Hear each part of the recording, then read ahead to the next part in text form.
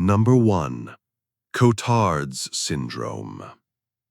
Welcome back to HypnoField, to this quiet space where the noise of the day fades into a gentle hum. Let your thoughts slow down. Let the darkness be a comfort as we begin our journey into the deeper realms of the mind. We start with a question that feels impossible to ask. What if your mind's most certain truth was that you no longer existed? This is not a metaphor for emptiness, nor a poetic turn of phrase. It is the unnerving reality of Cotard Syndrome, a rare and bewildering delusion where a person becomes utterly convinced that they are already dead. They perceive themselves as a walking corpse, a phantom inhabiting a body that no longer lives, devoid of blood, organs, or a soul. They are, in their own unshakable reality, an empty shell going through the motions of life. This chilling conviction was first documented in the late 19th century by the French neurologist Jules Cotard through his patient, a woman he called Mademoiselle X. She claimed she had no brain, no nerves, and no stomach, insisting she was nothing more than a decomposing body. Because she believed she was dead, she saw no reason to eat, and tragically, her condition led her to succumb to the effects of malnutrition. What made her case so profound was its central paradox. She believed she was not only dead, but also immortal, incapable of dying a natural death, because she was not truly alive to begin with. She was damned to an endless existence in this state of decay. How can the human mind arrive at such a terrifying conclusion? The leading theory points to a profound disconnection in the brain's wiring. It is thought to be a breakdown between the areas responsible for recognizing what is familiar, like your own face in the mirror, and the limbic system, the part of our brain that attaches emotional significance to those perceptions. When you see your reflection, you don't just process a face. You feel, instantly and subconsciously, that it is you. There is a warmth, a sense of ownership. For someone with Cotard's, that emotional connection is severed. The brain sees the familiar body, but the feeling of selfhood is completely absent. The mind's logic center then desperately tries to explain this emotional void. This looks like my body, it reasons, but I feel nothing. Therefore, I must be dead. It is a catastrophic short circuit that erases the most fundamental feeling we possess, the feeling of being alive. The experience is deeply isolating. Imagine moving through a world that continues on as normal, while you are convinced you are no longer a part of it. Some patients have been known to frequent cemeteries or morgues, believing that is where they truly belong. They may neglect their own health, reasoning that a corpse has no need for food or hygiene. The world becomes a distant film playing on a screen, and they are merely ghosts watching it unfold. Cotard Syndrome reveals how fragile our sense of self truly is, showing us that the feeling of being alive is not a given, but a delicate and constant neurological miracle. It is the silent hum of consciousness fused with our physical form. But the mind's delusions are not always about absence, nothingness, and decay. Sometimes the brain does not erase reality, but rather It creates one that is far too vibrant, too perfect to be true. As the quiet of this thought settles, prepare to journey with us from the silent void of non-existence into a world consumed by an imagined passion. What happens when the mind, instead of believing it is a corpse, becomes convinced it is the object of a secret, all-consuming love affair with someone who may not even know it exists? Number 2. Erotomania. We emerge from the silent void of non-existence into a world consumed by an imagined passion. What happens when the mind, instead of believing it is a corpse, becomes convinced it is the object of a secret, all-consuming love affair with someone who may not even know it exists? This is the intricate and delicate delusion known as erotomania. It is a profound and unshakable belief that another person, often someone of a higher social status, a celebrity or a figure of authority, is secretly in love with them. This is not a simple crush or unrequited admiration. It is a fully formed, alternative reality, constructed with meticulous, albeit flawed, logic. To the person experiencing erotomania, the world becomes a stage for a hidden romance. Every glance from their supposed lover is a sign of affection. A public speech is filled with coded messages meant only for them.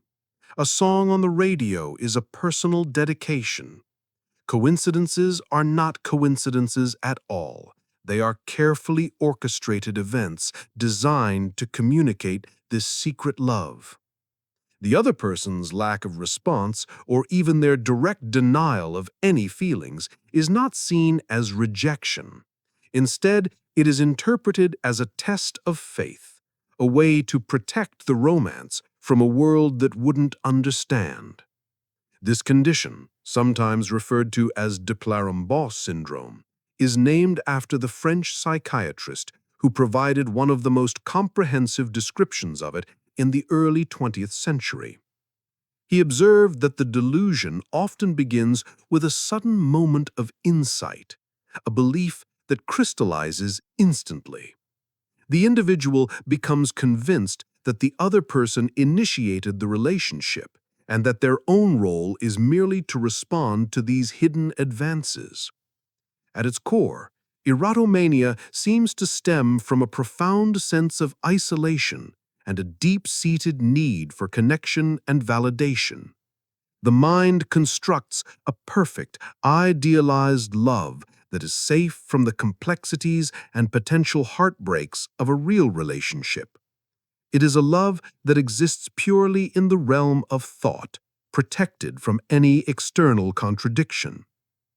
The focus is rarely on physical intimacy, but rather on a spiritual or romantic union that feels destined and pure. Psychologically, this phenomenon reveals our brain's powerful drive to find patterns and create narratives. We are all meaning-seeking creatures, constantly interpreting the actions of others. Erotomania is what happens when this pattern-seeking mechanism goes into overdrive, fueled by a powerful emotional need.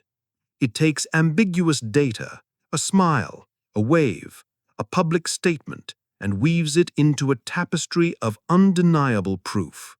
The delusion becomes a source of immense purpose and self-worth. To be chosen by someone so important validates one's existence in a way that nothing else can.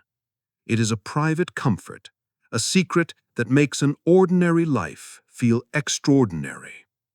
As we reflect on this intricate web of imagined affection, we see how the mind can build a beautiful yet fragile prison for itself. It is a testament to the power of belief to reshape reality. But what happens when this reshaping of reality doesn't just alter our perception of human connection, but our very connection to being human itself? As we leave this story of secret love behind, we venture deeper into the wilderness of the mind. Prepare to explore a delusion far more primal, a belief that challenges the very boundary between man and beast. What happens when the face in the mirror no longer looks human, but instead begins to resemble something wild? Number 3. Clinical lycanthropy. We have just explored a delusion where the mind creates an imaginary human connection. But what happens when the delusion is not about who loves us, but about what we fundamentally are? Imagine looking at your hands and believing they are turning into paws. Imagine feeling an uncontrollable urge to howl at the moon, not as a joke, but as a primal instinct. This is the world of clinical lycanthropy, a rare and fascinating syndrome where a person holds the delusional belief that they are transforming or have already transformed into an animal. This is not the stuff of folklore or horror films. It is a documented psychological phenomenon. The animal is most commonly a wolf, which is where the term lycanthropy originates, but individuals have reported believing they were turning into cats, dogs, birds, and even frogs. The experience is not a fleeting thought, but a profound and often distressing alteration of their sense of self. A person with this condition might describe feeling their skin growing fur, their teeth elongating into fangs, or their internal anatomy rearranging itself. They may change their behavior to match the animal they believe they are becoming, such as walking on all fours, eating raw meat, or making animal noises. They are not acting. In their reality, these changes are physically occurring. This syndrome forces us to confront the question of how we know what we are. Our sense of having a human body is something we take for granted. It's a constant background sensation. Clinical lycanthropy suggests that this sense of bodily identity is a complex construction of the brain, a perception that can be distorted or even completely rewritten. Neurologically, it is thought to be linked to abnormalities in the parts of the brain that govern our sense of physical self and body image, like the somatosensory cortex. When these areas are not functioning correctly, the brain's map of the body can become warped, leading to these bizarre and powerful sensations of transformation. This is a vivid example of how our internal reality is not a direct reflection of the external world, but a story our brain tells itself. The experience is often connected to feelings of guilt, aggression, or a desire to escape the constraints of human society.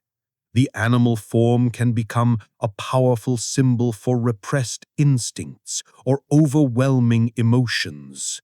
The wolf, for instance, often represents a wild, untamed freedom that stands in stark contrast to the rules and expectations of civilized life.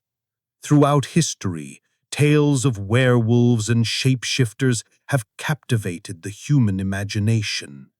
These myths may have been early attempts to understand the inexplicable behaviors of individuals who might have been experiencing this very condition. It speaks to a deep-seated fascination with the thin veil that separates the human from the animal, the civilized from the wild. Contemplating clinical lycanthropy allows us to appreciate the stability of our own self-perception, the unwavering knowledge that you are human, that your body is your own, is a quiet miracle of the mind. This syndrome shows us that this certainty is not guaranteed. A delusion locked within a single mind is a solitary, isolating experience. But what happens when that delusion breaks its confines? What happens when a distorted reality is so powerful that it bleeds from one person's mind into another's? We now move from the lonely transformation of the self to a phenomenon where belief becomes a shared contagion. Number 4. Folie à deux. A delusion locked within a single mind is a private, isolating world. But what happens when that delusion breaks free, escaping its solitary confinement and infecting another consciousness? This is the strange and intimate phenomenon known as folie à deux, a French term meaning a madness for two. It describes a rare situation where a delusion is transmitted from one individual to another, creating a shared psychotic reality. In this scenario, there is typically a primary person, someone who originally holds the delusional belief. This person is often more dominant, assertive, and is the architect of the distorted reality. Then there is a secondary person, usually someone who is more passive, suggestible, and in a close, often isolated relationship with the primary individual. This could be a spouse, a sibling, or a parent and child. The secondary person, over time, comes to accept the primary's delusional beliefs as their own. The delusions themselves are often bizarre and persecutory in nature. A couple might become convinced that their neighbors are plotting against them, broadcasting harmful rays through the walls. Two sisters might believe they are being monitored by a secret organization, finding evidence in the arrangement of cars on the street. The key ingredient for folie à deux to take root is isolation. The pair, or sometimes a whole family, in cases known as folie en famille, becomes a closed system. Their shared belief reinforces itself, growing stronger with each conversation, sheltered from the dissenting voices and objective reality of the outside world. Within their bubble, the delusion is not a delusion. It is the truth. The secondary person does not adopt the belief out of manipulation or coercion in the traditional sense. Instead, it is often a subconscious strategy to preserve a crucial relationship. To reject the primary's belief would be to risk losing the emotional bond, to shatter the shared world that, for all its flaws, provides a sense of belonging. Accepting the delusion becomes an act of loyalty, a way to maintain harmony and connection in their isolated life. One of the most remarkable aspects of this condition is what happens when the two individuals are separated.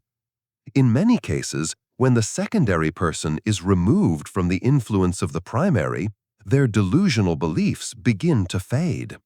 Once exposed to external viewpoints and a different reality, the shared illusion often dissolves, like a dream upon waking. This demonstrates just how much our own sense of reality is shaped by the people we trust and the social environment we inhabit. Folie à deux forces us to consider the social nature of belief itself. We build our own understanding of the world not just through our own senses, but through the consensus of those around us. This syndrome is an extreme example of that process gone awry. It reveals that reality can be negotiable, and that a powerful belief, even a delusional one, can be contagious under the right conditions.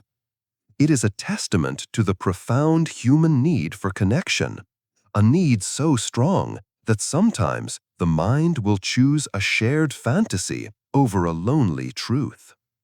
We have seen how a delusion can be shared between two people, binding them together in a private reality. But can a similar phenomenon grip an entire culture? We now turn our attention from a madness of two to a fear born of social anxiety, a specific and peculiar belief that can spread through a community like a contagion of thought. Number 5. Koro Syndrome. We have just seen how a delusion can be shared between two people, binding them in an intimate, alternate reality. But what if a delusion could ripple through an entire community, a shared anxiety that becomes a cultural phenomenon? This is the basis of Koro Syndrome, a culture-bound condition that illustrates the powerful intersection of the mind, the body, and society. Koro is an intense, panic-inducing fear that one's genitals are shrinking or retracting into the body, and that this retraction will ultimately lead to one's demise. This belief is not based on any actual physical change. It is a profound and terrifying bodily delusion. While it has been documented globally, it is most famously associated with Southeast Asia and parts of Africa, where it has occurred in epidemic-like waves. An episode of Koro is often sudden and acute. An individual, usually male, is gripped by the conviction that their body is betraying them in this specific and alarming way. This panic leads them to take immediate and sometimes drastic measures. They might physically grasp their genitals to prevent them from disappearing, or ask family members for help. In some communities, folk remedies or specific tools have been used to counteract the perceived retraction. What makes Koro so fascinating is its social dimension. An individual's panic can quickly spread through a village or a community, triggering a chain reaction of similar episodes. This social contagion is fueled by pre-existing cultural beliefs and anxieties, often related to ideas of fertility, life force, or spiritual transgression. The fear is not just a personal one. It taps into a collective consciousness. Anthropologists and psychologists suggest that Koro often arises during times of social stress, moral panic, or rapid change. It can be seen as a physical manifestation of a community's anxieties about its future, its health, or its cultural identity. The body becomes the theater where these larger social dramas are played out. The belief system of the community provides a framework that makes the fear plausible. If the culture holds that such a thing is possible, perhaps as a result of a curse or contaminated food, then the individual's frightening sensation is immediately given a name and a narrative.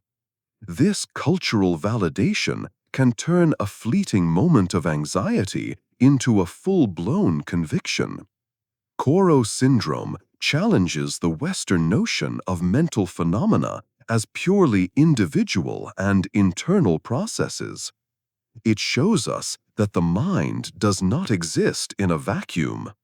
The way we experience our bodies, our fears, and our reality is deeply shaped by the stories our culture tells us. It is a powerful example of how a shared belief can generate a real physical panic, even in the absence of a physical threat. As we contemplate this, we see how a delusion can be deeply personal, yet simultaneously social. It is a fear born from the intersection of an individual mind and a collective narrative. Now, let us shift our focus inward once more. We have explored a fear tied to a specific body part. But what happens when the delusion is not about losing a part of the body, but about losing the feeling of the self altogether? We move from a culturally bound fear to a universally unsettling experience, the feeling of not being real. Number 6. Depersonalization. We've explored a fear tied to a specific part of the body, a delusion shaped by cultural narratives. But what happens when the distortion is not about a single body part, but about your entire sense of self? Imagine feeling like you are an actor playing a role, watching your own life unfold as if it were a movie. Your hands move, your voice speaks, but you feel like a detached observer, a spectator to your own existence. This is the core of depersonalization. It is not a loss of reality in the traditional sense. You know who you are and where you are. Instead, it is a profound sense of detachment from your own mental processes or body. People who experience it often describe feeling like a robot or an automaton.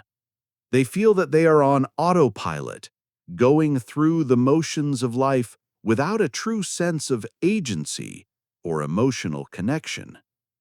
Their own thoughts and feelings can seem distant, as if they belong to someone else. Looking in the mirror can be a deeply unsettling experience. They recognize their own face, but the emotional connection, the feeling of me, is gone. The reflection looks like a stranger. This is not to be confused with the fleeting moments of spacing out that everyone experiences. Depersonalization as a clinical condition is persistent and deeply distressing. It creates a feeling of being trapped behind a pane of glass, unable to connect authentically with oneself or the world.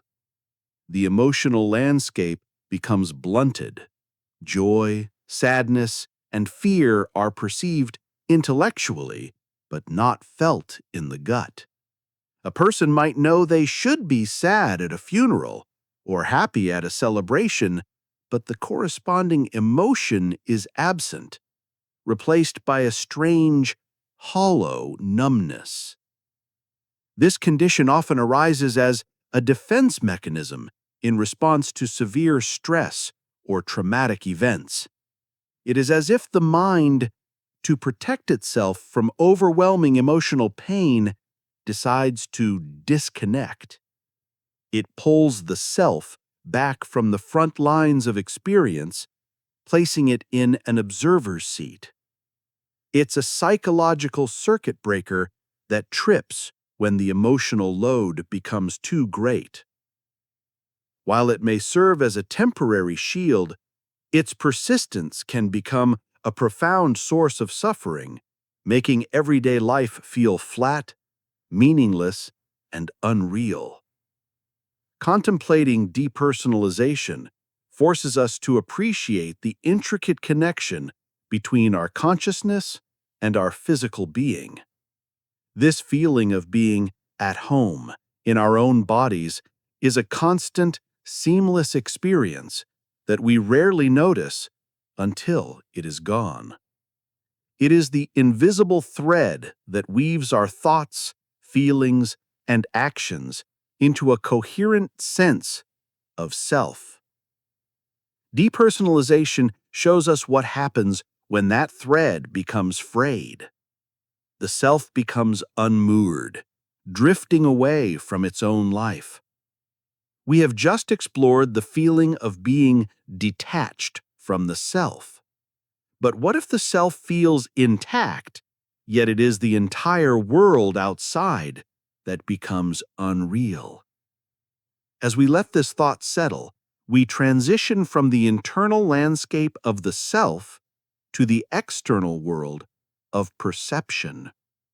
What happens when you look out at a familiar street and it suddenly feels like a movie set? Number 7. Derealization. We have just examined the strange feeling of being a detached observer of one's own life. But what happens when the self feels present, yet it is the world around you that seems to lose its reality? Imagine looking at a familiar room, a beloved landscape, or the faces of your loved ones, and feeling as if you are seeing them through a fog or behind a veil. The world appears distorted, dreamlike, and artificial. This is the essence of derealization.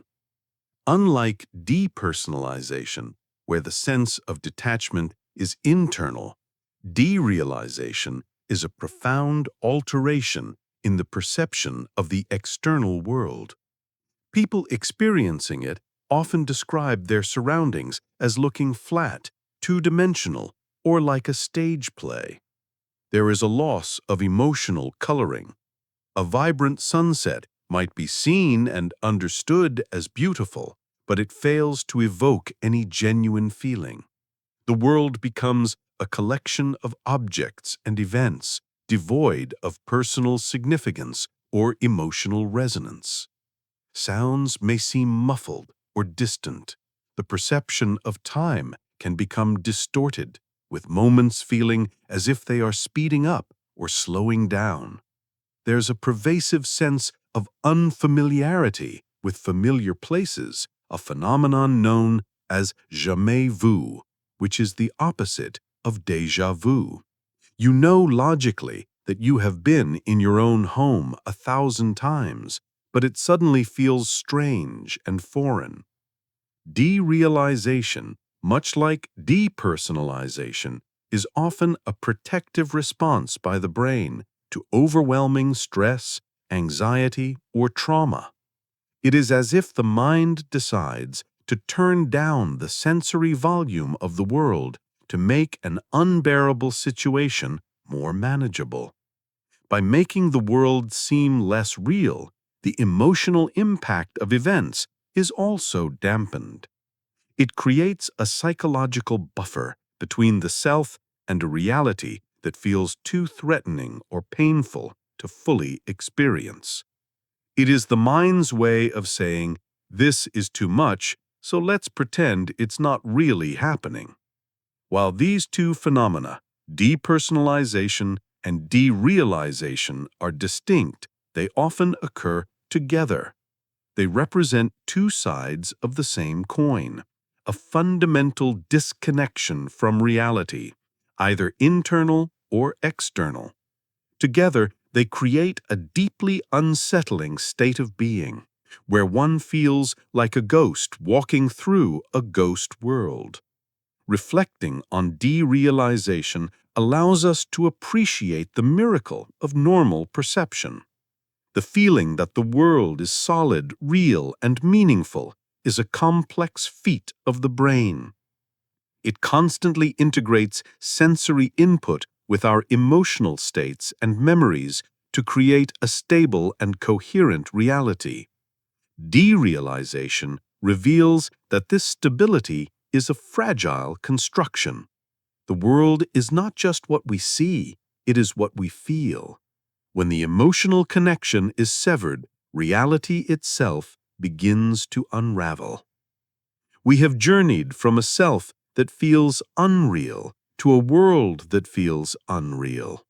Now, let us venture into a delusion that combines both, a strange and bewildering belief that not only alters the self, but also transforms the identities of everyone around us. What happens when the mind believes that the people it knows are not who they appear to be, but have been replaced by imposters or have swapped bodies entirely? Number 8. Intermetamorphosis. We have traveled from a self that feels unreal to a world that feels unreal. But what happens when the delusion becomes even more specific and tangled, attacking the very identity of the people around us? This brings us to a rare and deeply disorienting delusional misidentification syndrome known as intermetamorphosis. In this perplexing condition, a person becomes convinced that the people in their life are transforming into other people, swapping identities with one another, both psychologically and physically. It is not simply a belief that someone is wearing a disguise, as in the Folie delusion, or that a loved one has been replaced by an identical imposter, as in Koro Syndrome. In intermetamorphosis, the person perceives an actual transformation. For example, they might look at their spouse and believe they have physically and psychologically morphed into their neighbor. The next day, that same spouse might be perceived as having turned into their father. The world becomes a fluid, unstable place where identities are not fixed. Familiar faces become shifting masks, and the core personalities within them are seen as being in constant flux. Imagine the profound confusion and fear of living in such a reality. The people who form the bedrock of your social world, family, friends, colleagues, are no longer reliable anchors. They are shapeshifters, their appearances and essences changing without warning. Trust becomes impossible, and relationships crumble under the weight of this delusional certainty. The person experiencing intermetamorphosis may try to reason with those around them, desperately attempting to make them see the transformations that are so obvious to them. They are not hallucinating in the typical sense. Their brain is misinterpreting real sensory input and attaching a bizarre delusional narrative to it. The root of this syndrome is thought to lie in a severe breakdown in the brain's ability to integrate perception, memory, and emotional familiarity. When we recognize a person, we seamlessly combine several processes. We see their physical features, we access our memories of them, and we experience an accompanying feeling of familiarity. In intermetamorphosis, this integration fails catastrophically. The brain might correctly perceive a person's physical features, but fail to connect them with the correct identity and emotional tag, leading it to invent a narrative of transformation to explain the discrepancy. This condition highlights how crucial stable identity is, both our own and that of others, for navigating the world. We build our reality on the assumption that people are who they say they are, and that they will be the same person today as they were yesterday. Intermetamorphosis shatters this fundamental assumption, plunging the individual into a chaotic world of constant change. It is a lonely and terrifying experience, where the very fabric of human connection becomes illusory. We have now seen how the mind can distort the identities of those around us. This is a reality fractured by internal malfunction. But can reality also become overwhelming in a different way? Can an external experience be so powerful that it triggers a profound, almost debilitating psychological and physical reaction? We now shift from a world of changing identities to a world of overwhelming beauty. Number 9. Stendhal Syndrome. We have just explored the chaos of a world where identities are in constant flux, a reality fractured from within. But what if the mind could be overwhelmed not by delusion, but by beauty? What if an experience of art could be so intense that it triggers a profound physical and psychological reaction? This is the core of Stendhal Syndrome. The phenomenon is named after the 19th century French author Stendhal, who described his own overwhelming experience during a visit to Florence, Italy in 1817. While visiting the Basilica of Santa Croce, surrounded by the masterpieces of the Renaissance, he wrote that he was seized by a kind of ecstasy. He described feeling celestial sensations, a rapid heartbeat, and a fear of falling. He was, in his own words, completely overcome. What he described is now recognized as a psychosomatic condition, a powerful reaction to being exposed to an abundance of art or great beauty in a single place. The symptoms are striking.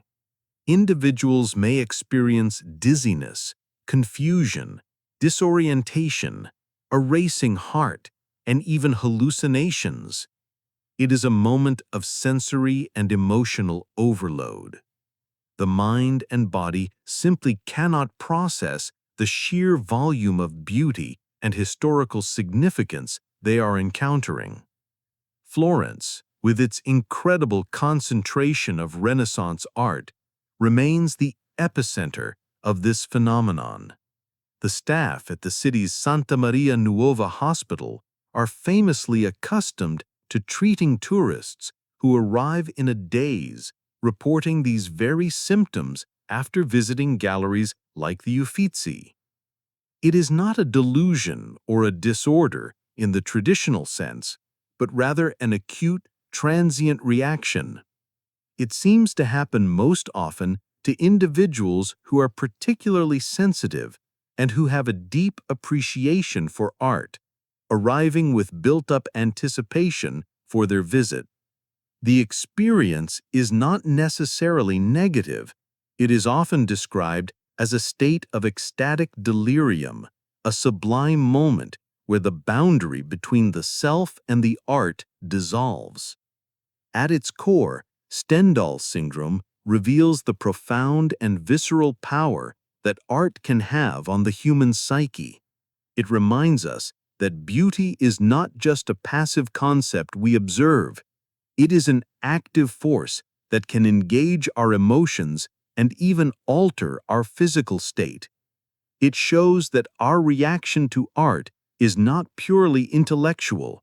It is a full-body experience, engaging our nervous system, our heart, and our very sense of being. The syndrome challenges the idea of a clear separation between mind and body. Here, an aesthetic experience, an idea, a story told in paint or stone, triggers a powerful, tangible, physical response. It is a testament to how deeply we can be moved by human creation. Reflecting on this allows us to appreciate the power of our environment to shape our inner world. The art was not inside the visitors' heads. It was the external world flooding in, overwhelming the senses. We have now seen how man-made beauty can overwhelm the mind. But what if a place's power comes not just from its beauty, but from its immense spiritual and historical weight? We travel now from the art-filled halls of Florence to a city considered holy by billions, a place where the weight of belief itself can trigger an even more profound transformation of the self. Number 10. Jerusalem Syndrome. We have just witnessed how the overwhelming beauty of art can flood the mind, causing a profound physical and psychological reaction. But what happens when the overwhelming force is not art, but the immense spiritual and historical weight of a single city? This brings us to our final phenomenon in this part of our journey, Jerusalem Syndrome. This is a unique and fascinating condition characterized by a group of intense mental phenomena, including religiously themed obsessive ideas, delusions, and other psychosis-like experiences that are triggered by a visit to the city of Jerusalem. Individuals of any faith, or even those with no prior strong religious beliefs, can be affected. They arrive in the city as tourists, seemingly in a normal state of mind, but something about the charged atmosphere of this ancient holy place precipitates a dramatic transformation. The progression of the syndrome often follows a recognizable pattern. It may begin with a growing sense of anxiety and agitation. The person then feels a compulsive need to separate from their tour group or family and explore the city alone. They may engage in purification rituals, such as repeated cleansing or shaving of their hair. Then often they will fashion a makeshift toga-like garment, usually from a hotel bedsheet. The final stage involves delivering a sermon or speech in a public place, often at one of Jerusalem's holy sites. Their message is typically vague, pleading for humanity to adopt a more moral and simple way of life. It is crucial to understand that this is not an act or a performance. The individual is in the grip of a powerful, genuine conviction that they are a figure from the Holy Scriptures, a prophet or a messenger with a divine mission.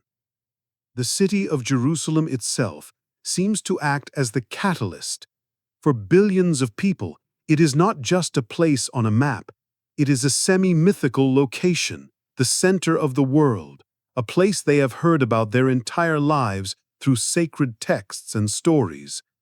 The gap between this idealized spiritual Jerusalem of the mind and the real bustling modern city can create an intense psychological tension. For some vulnerable individuals, the mind resolves this tension by collapsing into a state of religious psychosis, temporarily adopting a new, prophetic identity. Psychiatrists in Jerusalem are well acquainted with the syndrome and have developed protocols for handling it. Fortunately, the condition is almost always temporary. Once the person is gently removed from the city and returned to their home environment, the symptoms typically fade within a week or two, often with little memory of the event. Jerusalem Syndrome serves as a powerful reminder of how deeply our minds are influenced by symbols, narratives, and the power of place.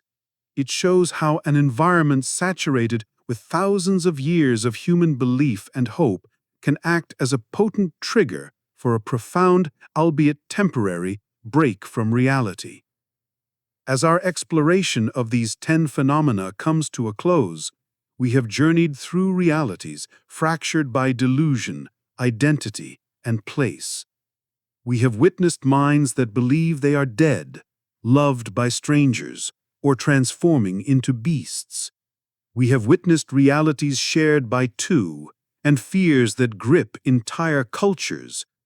But perhaps the strangest distortions of the mind are not the ones that shout, but the ones that whisper. In the next part of our journey, we will explore the quiet, invisible biases that shape every decision we make, every belief we hold, without us ever noticing.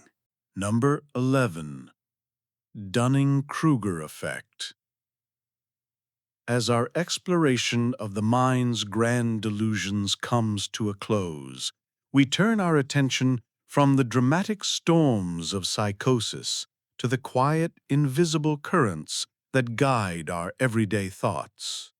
These are the cognitive biases, the subtle shortcuts and hidden frameworks that shape our reality without us ever noticing.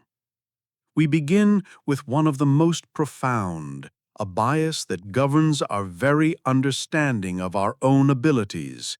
It is known as the Dunning-Kruger Effect. This is not about intelligence, but about awareness. The effect describes a curious paradox. In many areas of life, the people with the least skill are the most likely to overestimate their abilities, while the most skilled experts are more likely to underestimate their own competence. This happens because the skills required to be good at something are often the very same skills required to recognize competence in that area. Think of it like a map.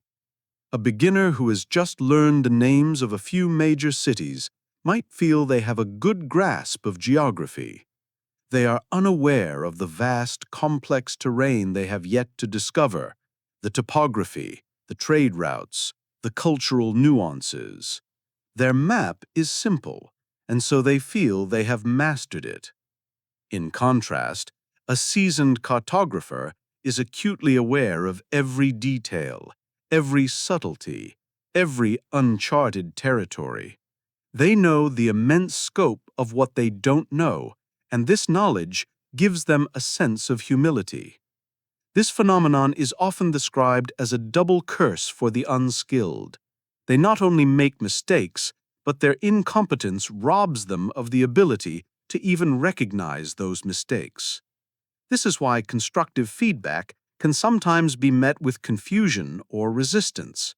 The person genuinely cannot see the gap between their performance and the ideal, because they lack the mental tools to do so. The journey of learning often follows the path of the Dunning-Kruger Effect.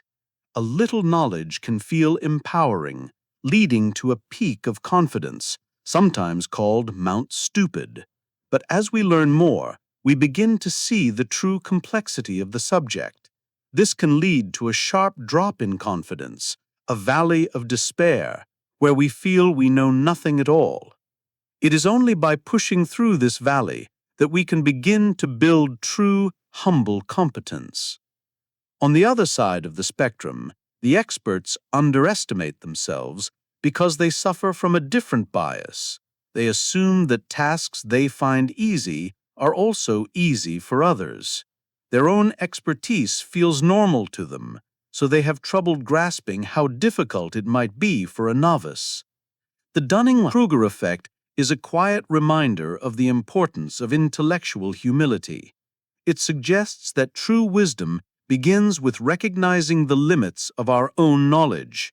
It is a call to be curious, to seek feedback, and to understand that confidence is not always a reliable indicator of skill. Our internal assessment of our own abilities is clearly a complex and often flawed process. But what if the mind's creation of patterns is not about our own competence, but about the world around us? What happens when you learn something new and suddenly it seems to be everywhere you look? Number 12. Baader-Meinhof Phenomenon. We have just seen how our minds can be unreliable narrators of our own competence. But what if the mind also plays tricks on us when we observe the world outside? What happens when you learn a new word, discover a new song, or notice a particular model of a car, and then, as if by magic, it suddenly seems to be everywhere? This is the Baader-Meinhof Phenomenon, also known as the illusion of frequency. It is the strange and compelling feeling that something you've just recently become aware of has started to appear with unusual frequency. The world can suddenly feel filled with synchronicities, as if the universe is trying to send you a message. But the truth is often more a matter of psychology than of destiny. The phenomenon is driven by two simple and powerful mental processes working in concert. The first is selective attention. Your brain is constantly bombarded with an incredible amount of sensory information every second. To cope, it has to filter out almost everything, focusing only on what it deems important. When you learn something new, whether it's the term petrichor for the smell of rain on dry earth, or a particular brand of watch, you are essentially telling your brain, this is now important. Your brain's filtering system is updated. It begins to actively scan for this new piece of information, so you start noticing it in conversations, in books, and in your environment in a way you never did before. It was likely there all along, but it was invisible to you because your brain was filtering it out as irrelevant noise. The second process is confirmation bias. Once your selective attention starts picking up on this new thing, your mind seeks to validate the pattern. Each time you encounter it, it reinforces the growing feeling that this thing is indeed appearing more often. The confirmation feels good. It makes the world seem a little more ordered, a little more meaningful. Ah, there it is again, your mind says. I knew it. The name Baader-Meinhof itself comes from an unrelated story where a reader wrote to a newspaper in the 1990s noting that they had just learned about the German terrorist group, the Baader-Meinhof gang, and then immediately saw references to it everywhere. This illusion of frequency reveals just how much of our reality is a curated experience. The world we perceive is not the world as it is, but the world as our brain chooses to present it to us, based on what we've recently learned or what we currently find important. It is a quiet reminder that we are not passive observers of reality, but active participants in its construction. This can make the world feel more interconnected and magical, but it is a magic created by the subtle, silent machinery of our own attention.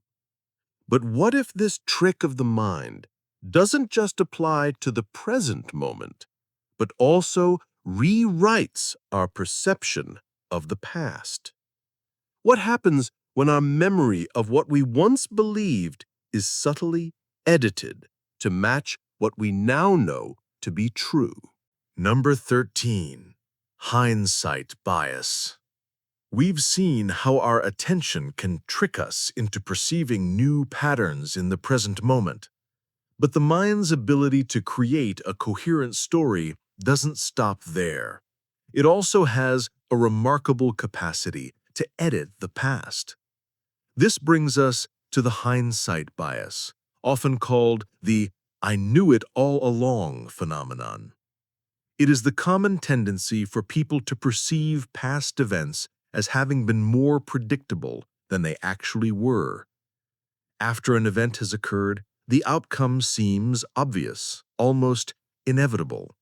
We look back and believe we saw it coming, even if before the event we were completely uncertain.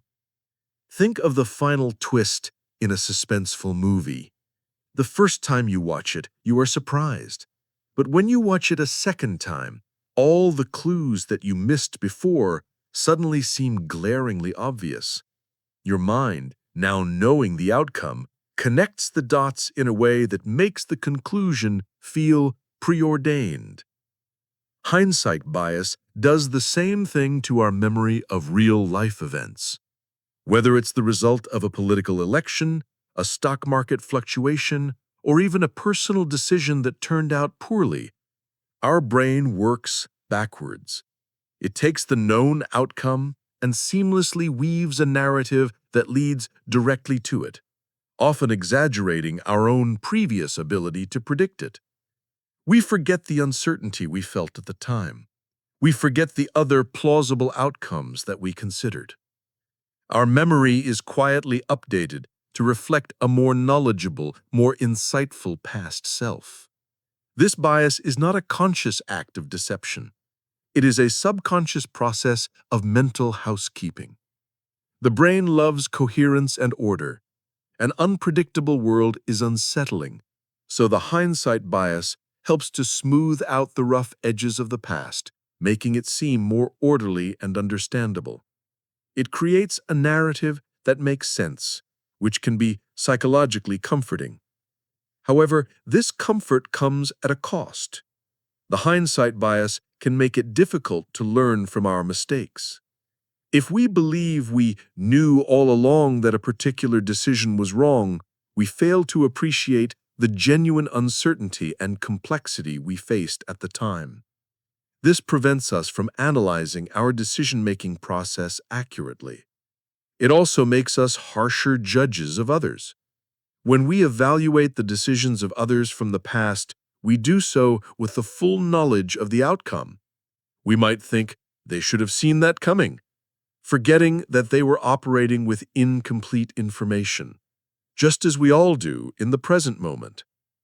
Hindsight bias is a powerful storyteller, one that lives inside our own minds, constantly working to make our life story more consistent and our own role in it more prescient. It is a quiet confirmation that our memory is not a perfect recording of the past, but a living, breathing story that we are constantly revising. This rewriting of the past creates a comfortable, consistent story. But what happens when the conflict isn't in our memory, but right here, in the present moment, when two of our beliefs are at war with each other? Number 14. Cognitive dissonance.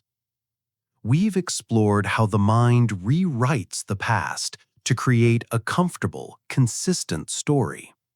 But what happens when the conflict is not in our memory, but right here, in the present moment? What happens when we hold two or more contradictory beliefs, or when our actions clash with our values? This internal friction creates a powerful and deeply uncomfortable psychological state known as cognitive dissonance. This feeling is a form of mental stress. It is the unease you feel when you act in a way that goes against your own image of yourself as a good, smart, or moral person. For example, a person who considers themselves an environmentalist might feel a pang of dissonance when they use a disposable plastic bottle. A smoker knows that smoking is harmful to their health, yet they continue to do it. This clash between belief and behavior creates a state of tension that the mind is highly motivated to resolve. The brain craves consistency, and it will work remarkably hard to restore a sense of internal harmony.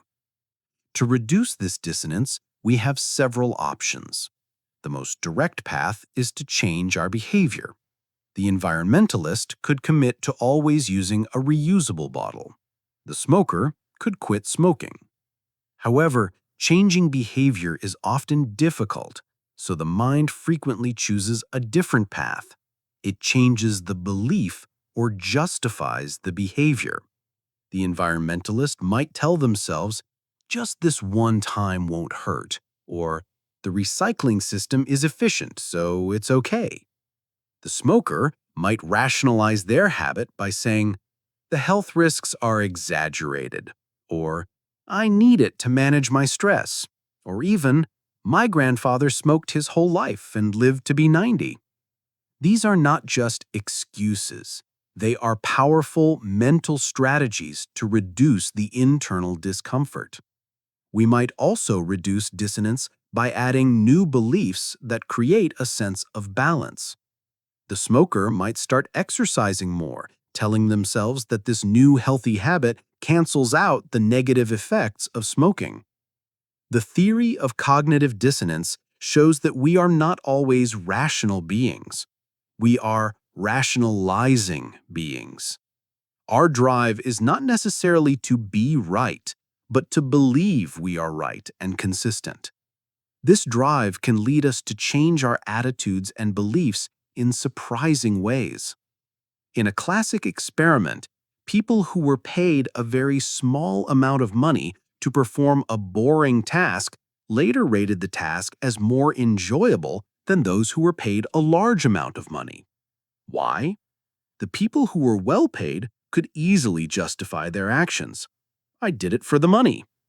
But those who were paid a pittance had high dissonance.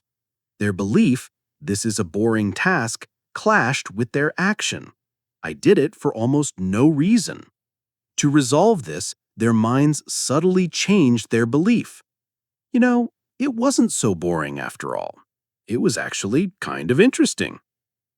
This quiet internal reevaluation is happening all the time, smoothing over the contradictions in our lives and preserving our sense of self. It is the mind's silent effort to ensure that the story we tell ourselves about who we are remains consistent. The mind works hard to resolve internal conflicts of belief, but it is also surprisingly susceptible to external suggestions, especially when they come in the form of a simple, seemingly irrelevant piece of information. Number 15. Anchoring bias. We have seen how the mind strives for internal consistency, even changing our beliefs to reduce discomfort. But our thinking is also profoundly influenced by external factors, often in ways we don't realize. This brings us to one of the most powerful and pervasive cognitive biases, the anchoring bias.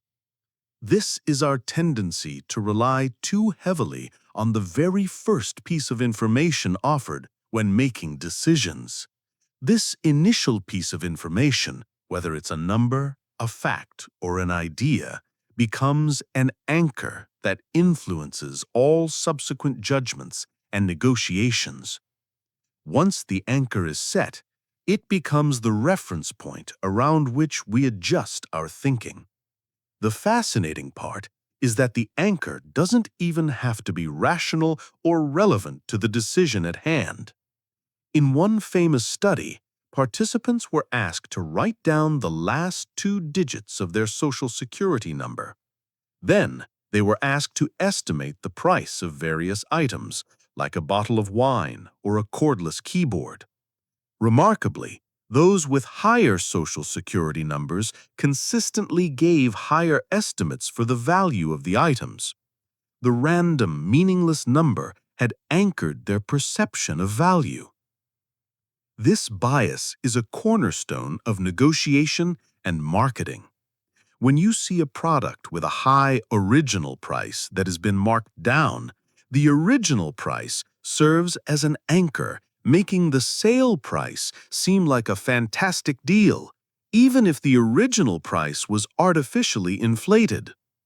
A real estate agent might first show a buyer an overpriced house to anchor their expectations high, so that the next, more reasonably priced houses seem like bargains in comparison.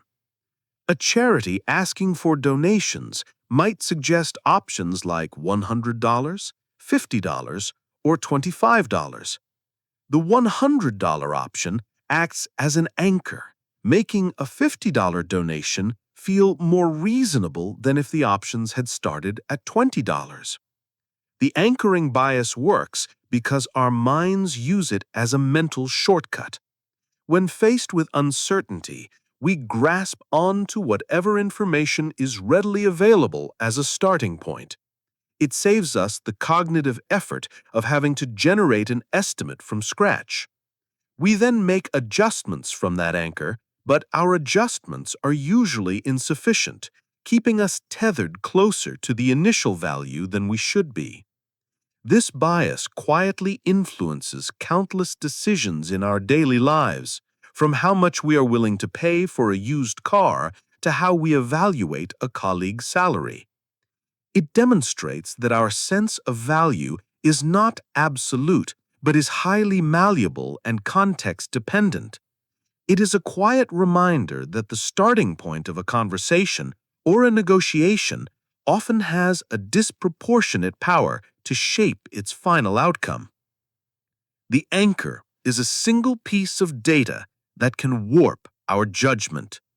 But what happens when the problem is not a single piece of data, but an entire ocean of missing data?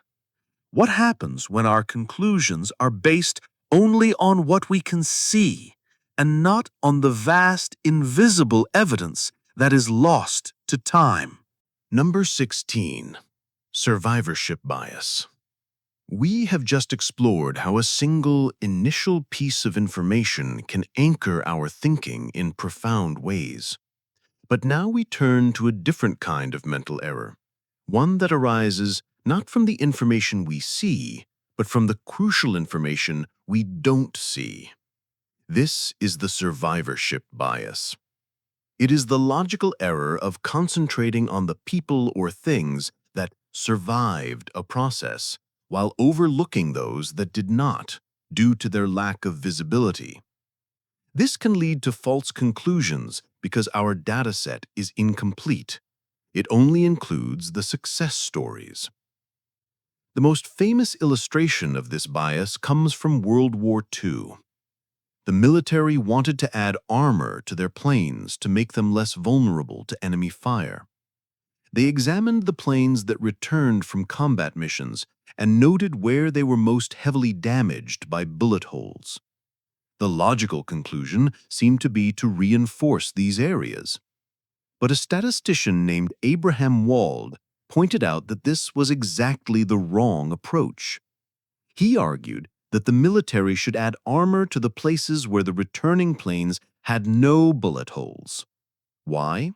Because the planes that were hit in those areas, like the engine or the cockpit, never made it back.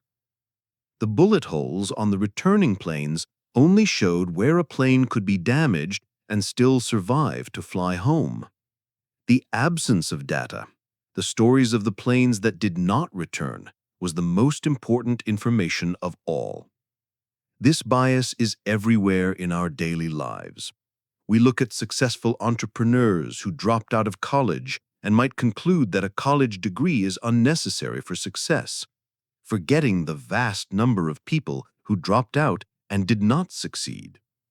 We read stories about artists who were discovered after years of struggle and believe that persistence is the only key, ignoring the countless artists who persisted their entire lives and never found recognition. We see the beautiful, centuries-old buildings in a city and marvel at their construction, thinking that buildings were simply made better in the past. We don't see the thousands of poorly constructed buildings from the same era that collapsed long ago. Survivorship bias creates an overly optimistic and often misleading picture of reality. It makes success seem more common and more straightforward than it actually is. It celebrates the winners and inadvertently hides the lessons that could be learned from the failures. It is a bias that encourages us to copy the habits of the successful without realizing that those habits might be irrelevant or that there might be hidden factors and a great deal of luck involved. It is a quiet reminder to always ask, what am I not seeing? Whose story is not being told? The answers often lie in the silent evidence, in the failures that did not survive to be studied.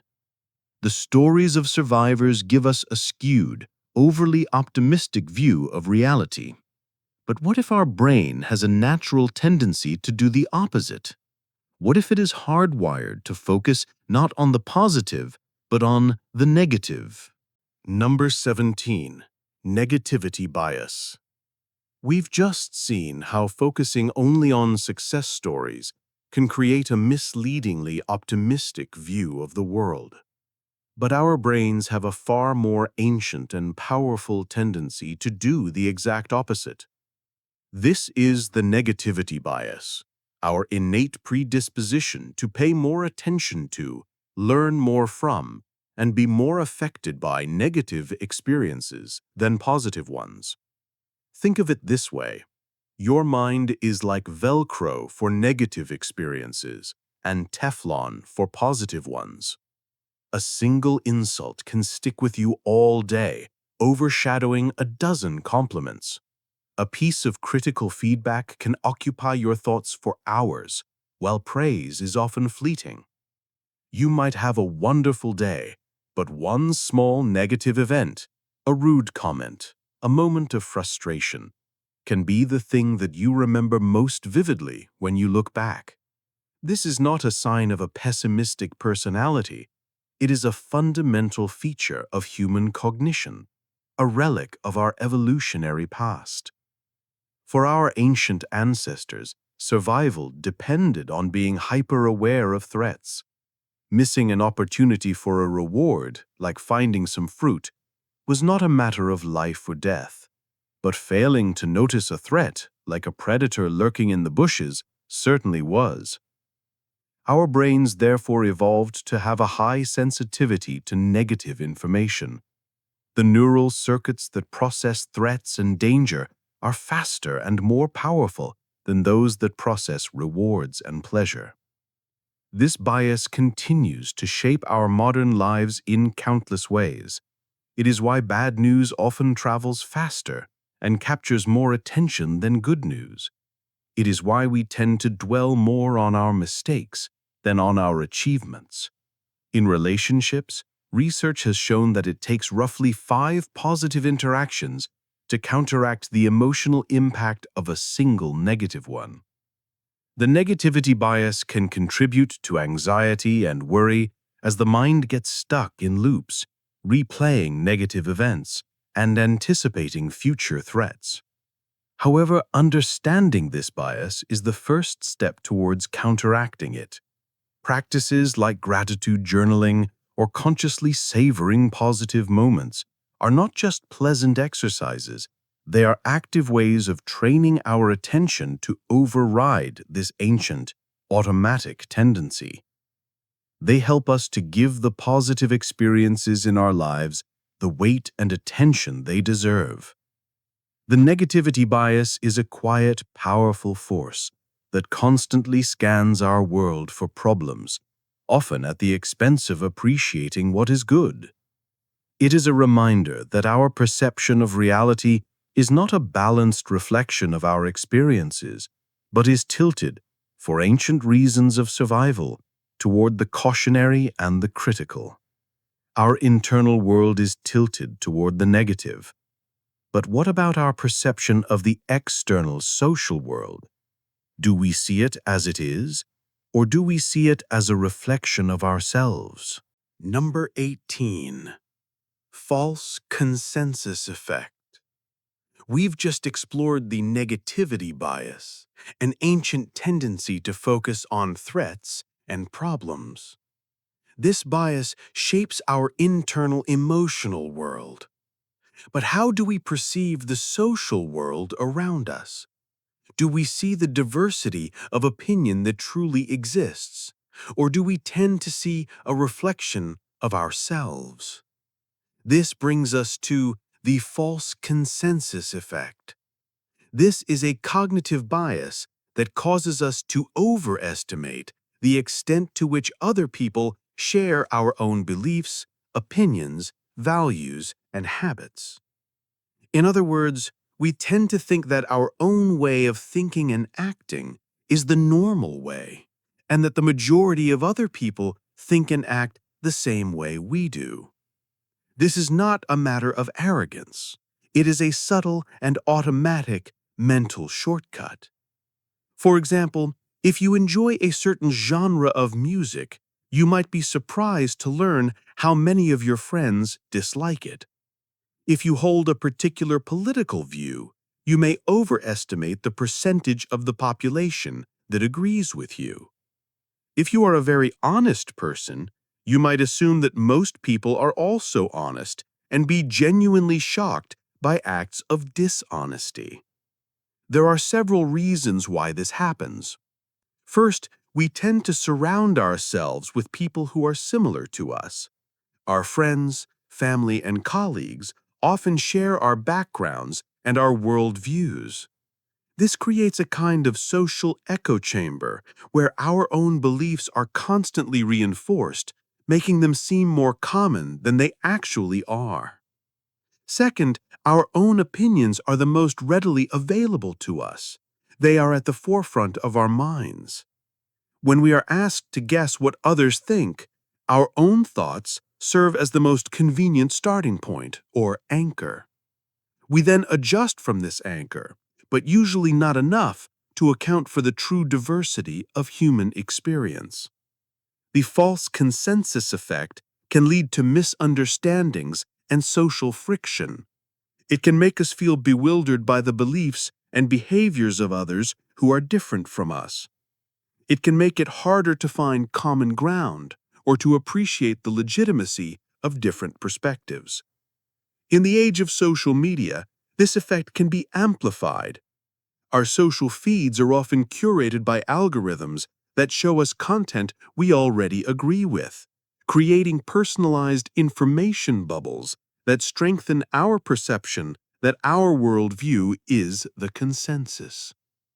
Understanding this bias is a crucial step toward developing a more accurate and empathetic view of the world. It is a quiet reminder to pause and question our assumptions about what others think. It encourages us to step outside of our own perspective and to actively seek out and listen to those who see the world differently.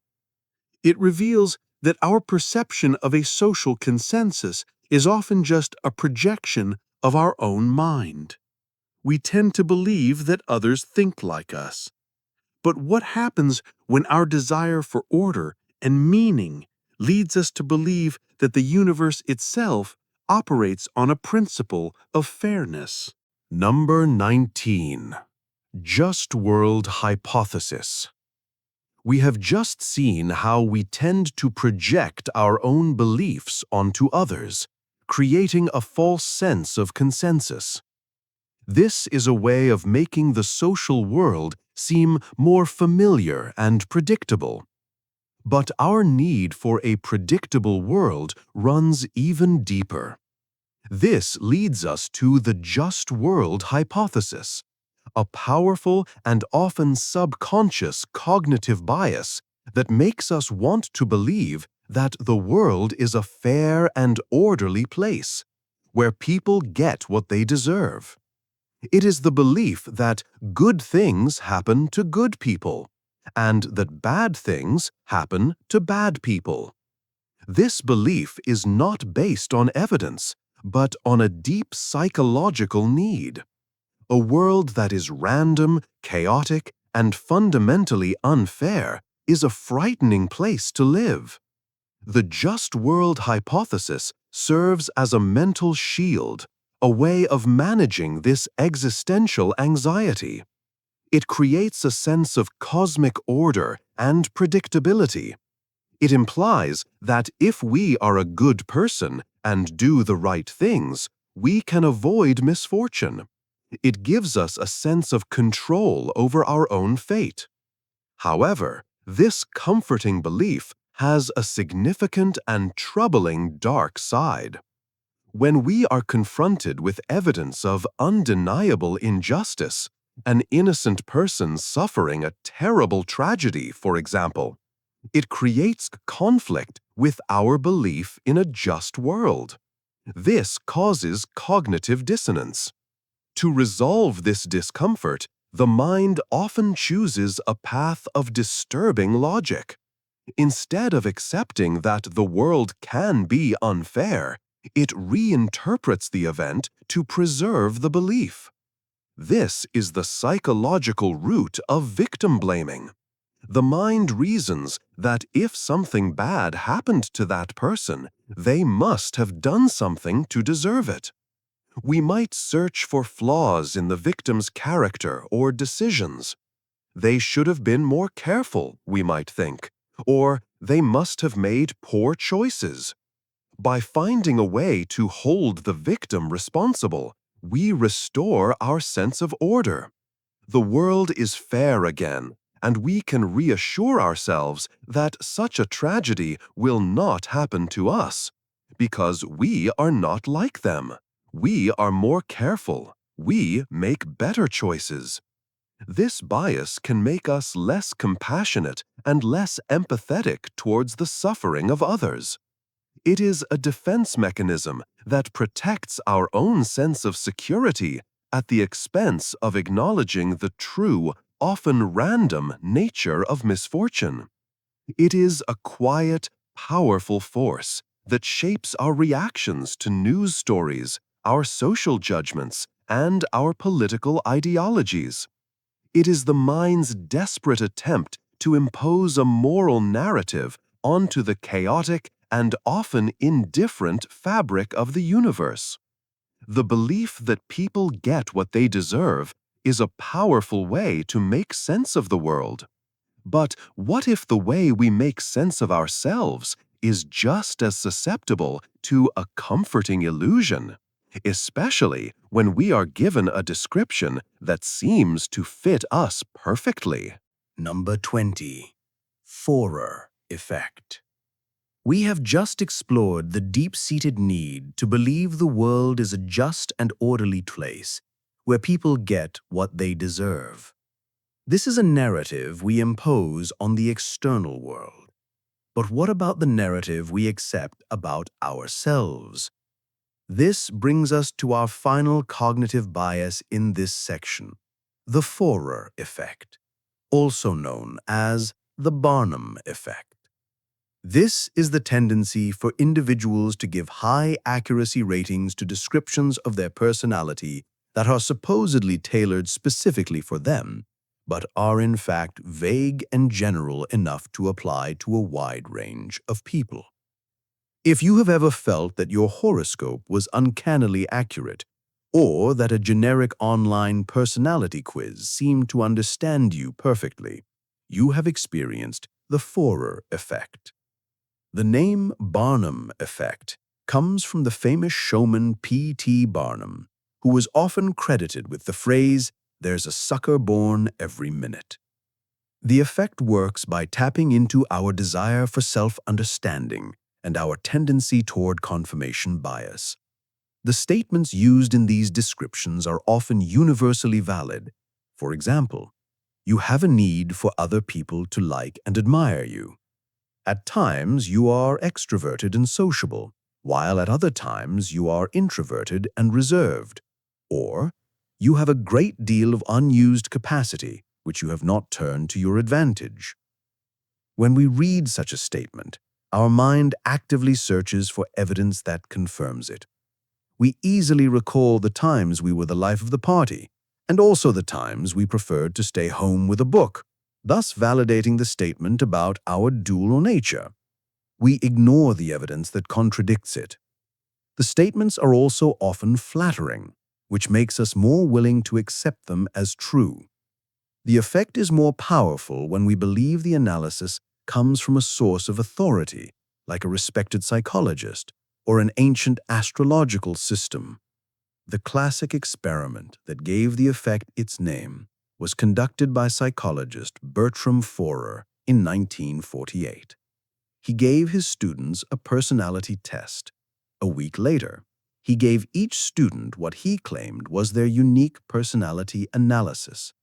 He then asked them to rate its accuracy on a scale of 0 to 5. The average rating was a remarkable 4.26. What the students didn't know was that every single one of them had received the exact same paragraph, which Forer had assembled from various horoscopes.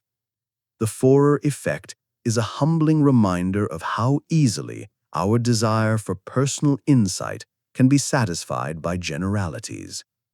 It reveals that we are active participants in creating the meaning we find, eagerly filling in the blanks of vague statements with our own specific life experiences.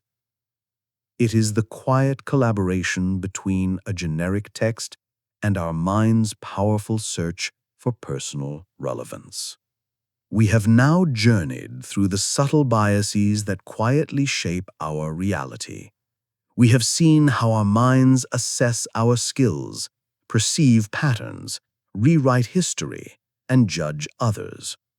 But our perception of reality is not just shaped by these cognitive shortcuts. It is also built upon the very bedrock of our senses. In the next part of our journey, we will explore the strange and fascinating ways our senses can be tricked, distorted, and even rewired. Number 21. Chronostasis. We have now journeyed through the subtle biases that quietly shape our reality. We have seen how our minds assess our skills, perceive patterns, rewrite history, and judge others. But our perception of reality is not just shaped by these cognitive shortcuts. It is built upon the very bedrock of our senses. And in this next part of our journey, we will explore the strange and fascinating ways our senses can be tricked, distorted, and even rewired.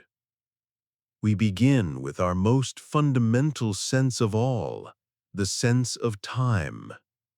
Have you ever glanced at the second hand of an analog clock and felt, for a brief moment, that it was frozen in place for longer than a second before it begins to tick again?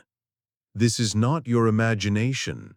It is a temporal illusion known as chronostasis, and it reveals that our perception of time is not a smooth, continuous stream, but a clever and constant reconstruction. This illusion happens because of the way our eyes move. To see the world, our eyes are in constant motion, making rapid, jerky movements called saccades. We are darting our gaze from one point of interest to another several times a second. During these incredibly fast movements, the brain temporarily suppresses visual input. This is called saccadic masking. If it didn't do this, our visual experience would be a constant, blurry, and nauseating smear. Your brain essentially hits a pause button on your vision for the fraction of a second your eye is in motion to protect you from this chaos. So what happens when you look at a clock? Your eyes saccade toward it. During that brief moment of movement, your vision is suppressed. When your eye lands on the clock, your brain is faced with a problem. There is a tiny gap in your timeline, a moment of missing data. The brain, in its relentless quest to create a seamless and coherent reality, performs a remarkable trick. It takes the image it perceives after the saccade is complete, the image of the second hand in its new position, and it backfills the missing time. It essentially stretches that first perception backward to cover the temporal gap created by the eye's movement.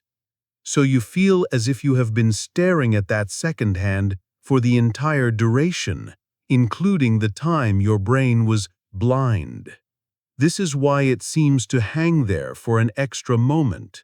Your perception of that first second is actually longer than all the seconds that follow. Chronostasis is not limited to clocks. It can happen with any sensory input. If you are listening to a phone dial tone and switch the receiver from one ear to the other, the first tone you hear in the new ear will seem to last longer. The illusion is a profound reminder that our experience of the present moment is not a live broadcast. It is a delayed, edited, and masterfully reconstructed story that our brain tells us a fraction of a second after the events have already occurred. We are always living in the very recent past. Our consciousness is not a perfect window onto reality, but a creative storyteller, smoothing over the gaps and presenting us with a version of the world that makes sense. It is a quiet, constant miracle of editing that creates our fluid experience of time. Time, then, is a reconstruction. But what if one of our senses could be so powerful that it could completely rewrite the information coming from another sense? Number 22. McGurk Effect. We have just discovered that our perception of time is not a perfect recording, but a clever reconstruction designed to create a seamless experience. Our brain edits our reality. But what happens when the brain receives conflicting information from two different senses at the same time? This brings us to the McGurk Effect, a fascinating perceptual phenomenon that demonstrates the powerful and often dominant influence of our vision over what we hear. The effect is best illustrated with a simple experiment.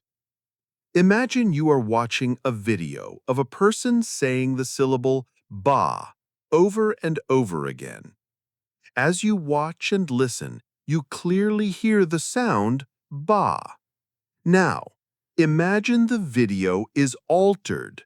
The audio track remains exactly the same. The sound being played is still ba, but the person's lip movements have been changed to match the syllable ga. As you watch this new video, something remarkable happens. You will most likely hear the sound da. This third sound, da, is not on the audio track and is not what the lips are forming. It is a completely new perception created by your brain as its best guess, its fusion of the conflicting sensory information. In some cases, your visual sense might completely overpower your auditory sense. If the audio is ba, but the lips are mouthing fa, you will most likely hear fa, even though that sound is not being played at all. If you close your eyes, you will correctly hear the original audio ba. Open them again, and the illusion instantly returns. The McGurk effect is not a conscious process of reasoning. You cannot unhear it, no matter how hard you try. It is a deep, automatic, and powerful example of multisensory integration. It reveals that our brain does not process senses in isolation. Instead, it is constantly combining information from all our senses to construct a single coherent model of the world. In the case of speech, our brains have learned, from a lifetime of experience, that lip movements are an incredibly reliable source of information. When there is a conflict between what our eyes see and what our ears hear, the brain often makes a choice to trust the eyes. It bets that the visual information is more accurate and alters our auditory perception to match. This effect has profound implications. It shows that what we hear is not a pure representation of sound waves hitting our eardrums. It is an interpretation, a story that is being co-authored by our other senses. It demonstrates that our experience of reality is not a simple sum of its parts, but a complex and dynamic synthesis. We do not just hear with our ears, we hear with our eyes as well. The McGurk effect is a quiet testament to the brain's incredible power to blend and create. It is always working behind the scenes, acting as a master editor to ensure the world we experience is unified and makes sense, even if it has to invent a perception to do so. We've seen how vision can override hearing. But what about a sensation that can be triggered by no external stimulus at all? What if our brain can create a physical feeling purely out of expectation? Number 23. Phantom Vibration Syndrome. We've just learned that our brain can creatively blend sight and sound, even inventing a new perception to resolve a conflict. This is the brain editing our reality. But what if the brain could create a physical sensation out of thin air? A feeling born not from a real stimulus, but from pure expectation. This brings us to a distinctly modern phenomenon, one that many of us have likely experienced: phantom vibration syndrome.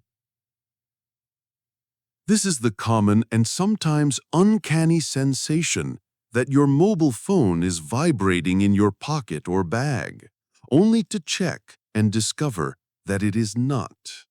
There was no call, no message, no notification.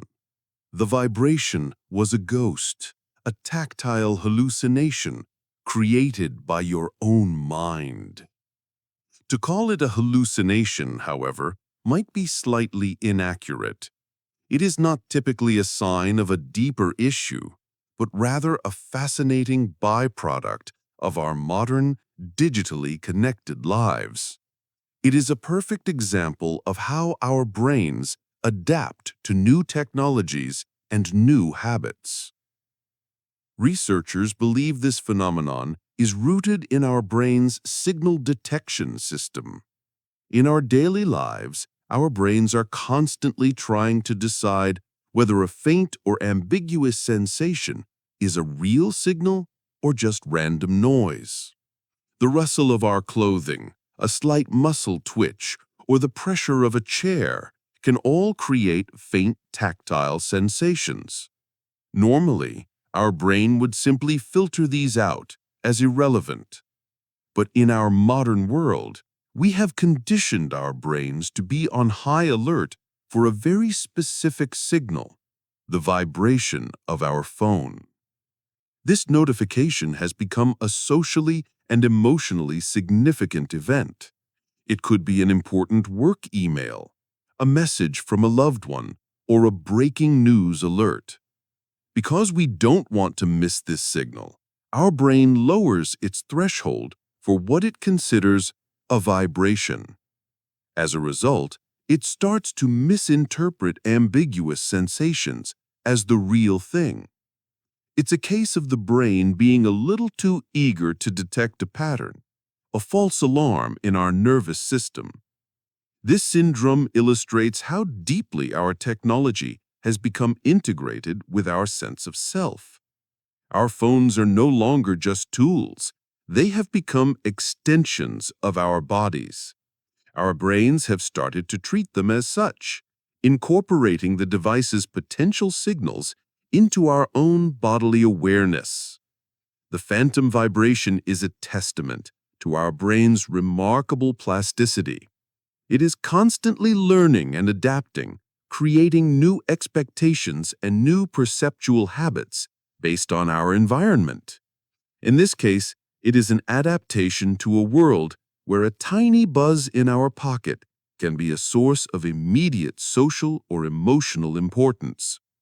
It is a quiet, personal glitch in our perception, a ghost created by the marriage of our ancient neurology and our very modern technology. This is a subtle hallucination born from expectation in our waking lives. But what happens when the mind is in the far more mysterious and delicate space between wakefulness and sleep? What strange and vivid hallucinations await us at the very edge of consciousness? Number 24. Hypnagogic Hallucinations. We have just explored a ghost sensation in our waking lives, a phantom vibration created by modern technology and expectation. But our minds are capable of creating far more vivid and complex hallucinations, especially when they are in the mysterious borderland between wakefulness and sleep. This brings us to the world of hypnagogic hallucinations. These are the powerful, dreamlike sensory experiences that can occur in the transitional state as you are falling asleep. As your body relaxes and your consciousness begins to drift, the rigid rules of waking reality start to dissolve. In this state, known as the hypnagogic state, the mind can produce a rich tapestry of sights, sounds, and feelings that are not actually there. The visual experiences can range from simple shifting geometric patterns and flashes of light to incredibly detailed and complex images. You might see faces, landscapes, or intricate scrolling patterns. These images are often fleeting, morphing from one form to another in a fluid, dreamlike sequence.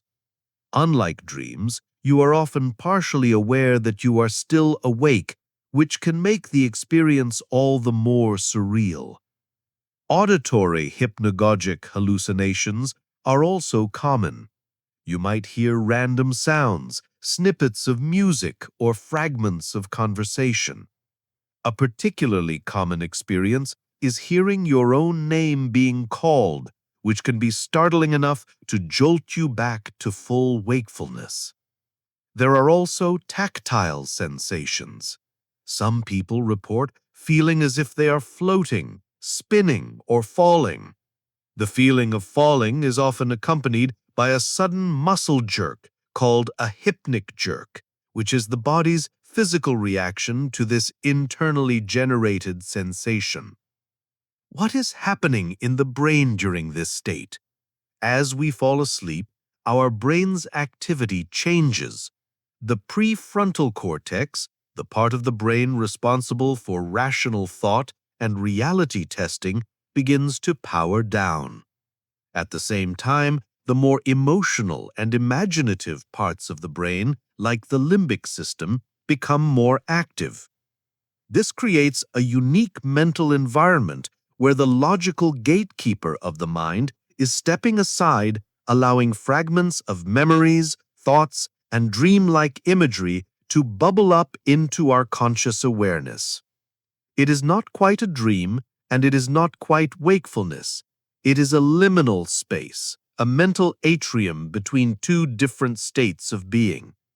For most people, these experiences are normal and harmless, a brief, personal glimpse into the creative, chaotic, and associative nature of the unconscious mind.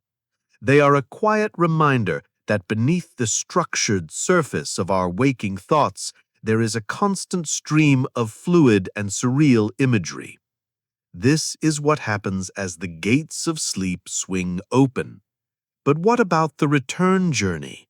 What strange visions can occur as the mind struggles to climb back out from the depths of sleep into the world of the waking? Number 25. Hypnopompic Hallucinations. We have just drifted through the surreal landscape of the mind as it enters sleep, where dreamlike fragments leak into our waking awareness. But this is only one half of the journey. What happens on the other side? In the hazy, confusing moments as we climb back out of the depths of sleep and into the morning light. This brings us to the fascinating and often unsettling world of hypnopompic hallucinations. These are the sensory experiences that occur in the transitional state from sleep to wakefulness. They are the mirror image of their hypnagogic cousins, but because we are moving toward a state of full awareness, they can often feel more real and more alarming. As you begin to wake up, your brain is in a mixed state of consciousness. Parts of your brain are awake, but other parts are still steeped in the dream state of REM sleep. This can cause dream imagery to be superimposed onto your real-world environment. You might open your eyes and see a spider crawling on the wall, a shadowy figure standing in the corner of your room, or strange patterns shifting across the ceiling. Unlike a dream, where you were immersed in a completely different world, a hypnopompic hallucination takes place right here in your own bedroom. The auditory experiences can be just as vivid. You might hear voices, footsteps in the hallway, or a doorbell ringing, only to realize that the house is silent. These hallucinations are often linked with a related phenomenon known as sleep paralysis. During REM sleep, our brain naturally paralyzes our voluntary muscles to prevent us from acting out our dreams. Sometimes our conscious mind wakes up before this paralysis has worn off. The result is a terrifying state where you are mentally awake and aware of your surroundings, but completely unable to move or speak. When a hypnopompic hallucination occurs during an episode of sleep paralysis, the experience can be incredibly frightening. You may see a threatening figure in the room and feel an overwhelming sense of dread, but you are powerless to react. This combination is thought to be the source of countless historical and cultural tales of nocturnal visitors, from ancient demons to modern-day alien abductions. It is a neurological phenomenon that has been interpreted through a cultural lens for centuries. Like their hypnagogic counterparts, hypnopompic hallucinations are generally harmless. They are simply the result of a messy wake-up, a moment where the dream world and the real world temporarily overlap. They are the fading echoes of a dream, the last wisps of sleep's creativity still clinging to our perception as the logic of the waking world reasserts itself. We have now seen the mind create its own complex sensations, both in waking life and in the states surrounding sleep. But what if the mind could go one step further? What if it could not only create its own sensations, but also feel the sensations of others as if they were its own? Number 26. Mirror touch synesthesia. We have just emerged from the hazy world of sleep, where dream imagery can bleed into our waking perception. These are sensations created entirely within our own minds. But now we ask a different question. What if the mind could feel the physical sensations of other people? This is the reality for individuals with a rare and fascinating condition known as mirror touch synesthesia. Synesthesia, in general, is a neurological condition where the stimulation of one sensory pathway leads to an automatic, involuntary experience in a second pathway. Some synesthetes, for example, might see colors when they hear music. Mirror touch is a specific and particularly empathic form of this condition.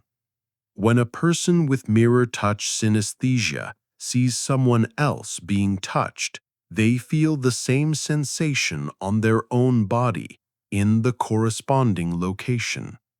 If they watch a video of a person's left cheek being gently stroked, they will feel a real, tangible sensation of being stroked on their own left cheek. If they see someone's hand being tapped, they will feel a tap on their own hand. The experience is not just imagined, it is a genuine, physical, tactile sensation. The intensity of this experience can vary. For some, it is a faint tingle, while for others, it is as real and vivid as if they were being touched themselves. This can create a life of profound and sometimes overwhelming empathy. Watching a movie can be an intense physical experience. A scene showing a hug can feel warm and comforting. A scene showing an injury can produce a real sensation of pain in the synesthete's own body, making it difficult to watch action films or even the news.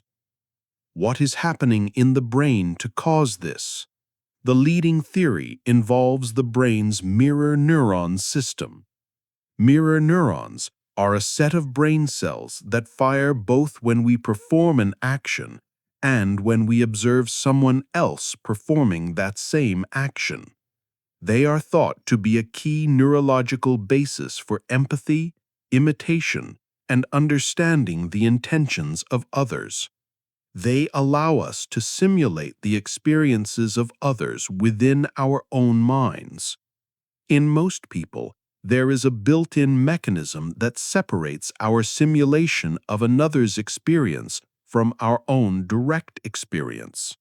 We can see someone get a paper cut and wince in sympathy, but we don't actually feel the cut. In people with mirror touch synesthesia, it is believed that this self-other boundary is less defined. The mirror neuron system is overactive, and the simulation of another person's tactile experience is so strong that it crosses the threshold and becomes a literal personal sensation. Mirror touch synesthesia is a beautiful and profound example of the deep connection between perception and empathy. It suggests that the boundary between ourselves and others is more permeable than we might think. It is a quiet reminder that our brains are fundamentally wired for connection, and for some, that wiring is so sensitive that they literally feel the world through the skin of another. We have now seen a mind that can feel the touch intended for another. But what about a mind that can see things that aren't there at all? Not in a dream or a hallucination, but in the random patterns of everyday life. Number 27. Pareidolia. We have just explored the profound empathy of feeling another person's touch as if it were our own. This is a case of the brain creating a specific sensation based on a specific social observation. But what happens when the brain's pattern-seeking abilities are turned loose on the random, ambiguous stimuli of the world around us? This brings us to a universal and delightful human tendency, pareidolia. This is the phenomenon of perceiving a meaningful image or sound in a random or ambiguous stimulus. It is the reason we see a man in the moon, faces in the clouds, or animals in the shapes of rocks. It is why we might hear hidden messages when a song is played backwards, or see the image of a famous figure in a piece of toast.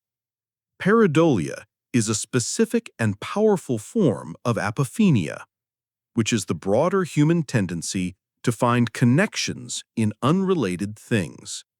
While apophenia can apply to any set of data, pareidolia is most commonly associated with our incredible skill at recognizing faces. Our brains are hardwired to find faces. From an evolutionary perspective, this makes perfect sense. The ability to quickly recognize a face, to distinguish friend from foe, to read emotional expressions, and to identify caregivers was a crucial survival skill for our social ancestors. The part of our brain responsible for facial recognition, the fusiform face area, is so powerful and so eager to do its job that it often overfires. It sees a potential face pattern in the arrangement of two dots and a line, and it immediately snaps to attention, creating the perception of a face where none actually exists. It is a classic case of the brain favoring a false positive over a false negative.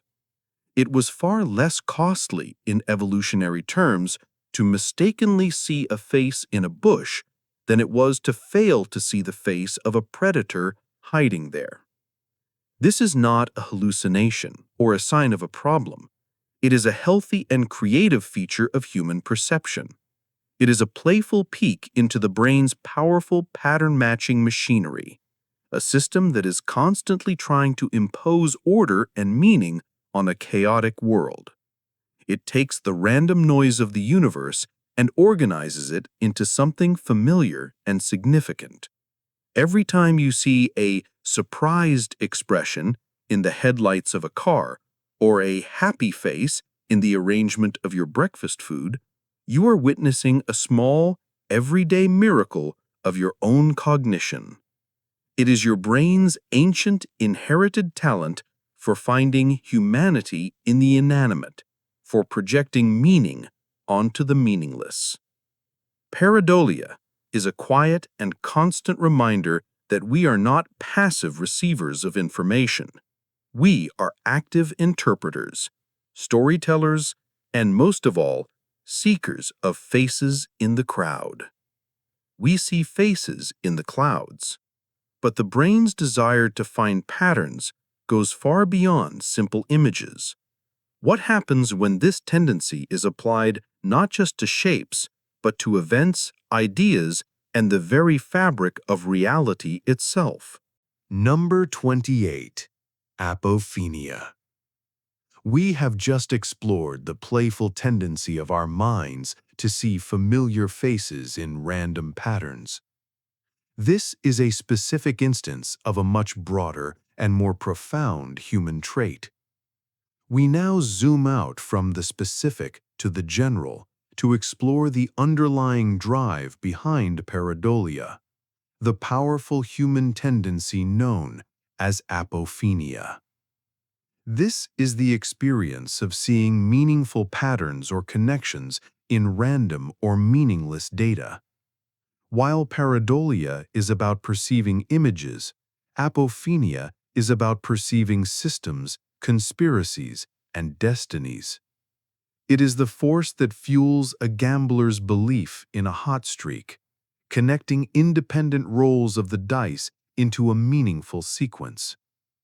It is the tendency that can lead people to find complex codes in the text of an ancient novel, or to believe that a series of unrelated world events are actually the work of a secret coordinated conspiracy. It is the human brain's relentless and sometimes misguided search for narrative. Our minds are pattern detection machines. We are constantly and usually subconsciously scanning the world for cause and effect, for relationships between objects and events. This ability is essential for learning and survival. It is how we learn that dark clouds often mean rain, or that a certain tone of voice signals anger.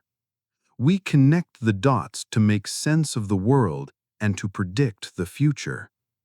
Apophenia is what happens when this powerful dot-connecting engine goes into overdrive. It begins to connect dots that have no real relationship, creating a sense of meaning where there is only coincidence. The world is filled with an almost infinite amount of random data.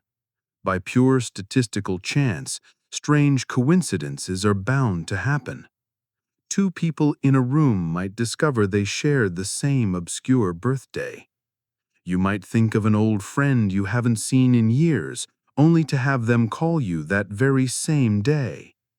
For a mind in the grip of apophenia, these events are not seen as coincidences. They are seen as evidence of a deeper hidden order. They are signs, omens, or clues to a larger pattern. This tendency lies on a spectrum. In its mild form, it is the source of creativity, artistic insight, and scientific hypothesis. A scientist might see a connection between two previously unrelated fields of study, leading to a breakthrough discovery. In its more extreme forms, however, apophenia can be a feature of delusional thinking, where the individual weaves all of life's random events into a complex and often persecutory narrative. Apophenia reveals our deep psychological aversion to randomness. A world governed by pure chance can feel unsettling and meaningless.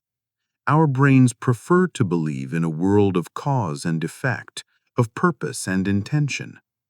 Apophenia is the mind's way of satisfying this need, of imposing a story onto the chaos.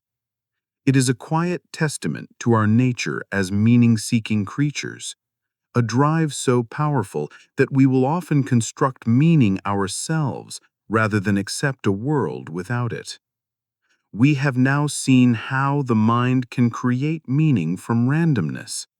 But what happens when the mind creates a terrifying physical reality that is not there at all? A sensation so real and so distressing that it consumes a person's life. Number 29. Ekbom's Syndrome. We have just examined the mind's powerful drive to find patterns and create meaning, even in random data. But sometimes, the brain's creations are not so abstract. Sometimes, it can create a tactile reality that is profoundly terrifying and unshakable. This brings us to the distressing condition known as Ekbom syndrome or delusional parasitosis. This is a rare psychiatric condition where an individual holds a fixed, false belief that they are infested with parasites, insects, worms, or other small creatures. This is not a simple fear or a worry. It is a delusion, an absolute and unshakable conviction that is impervious to all rational argument and contradictory evidence.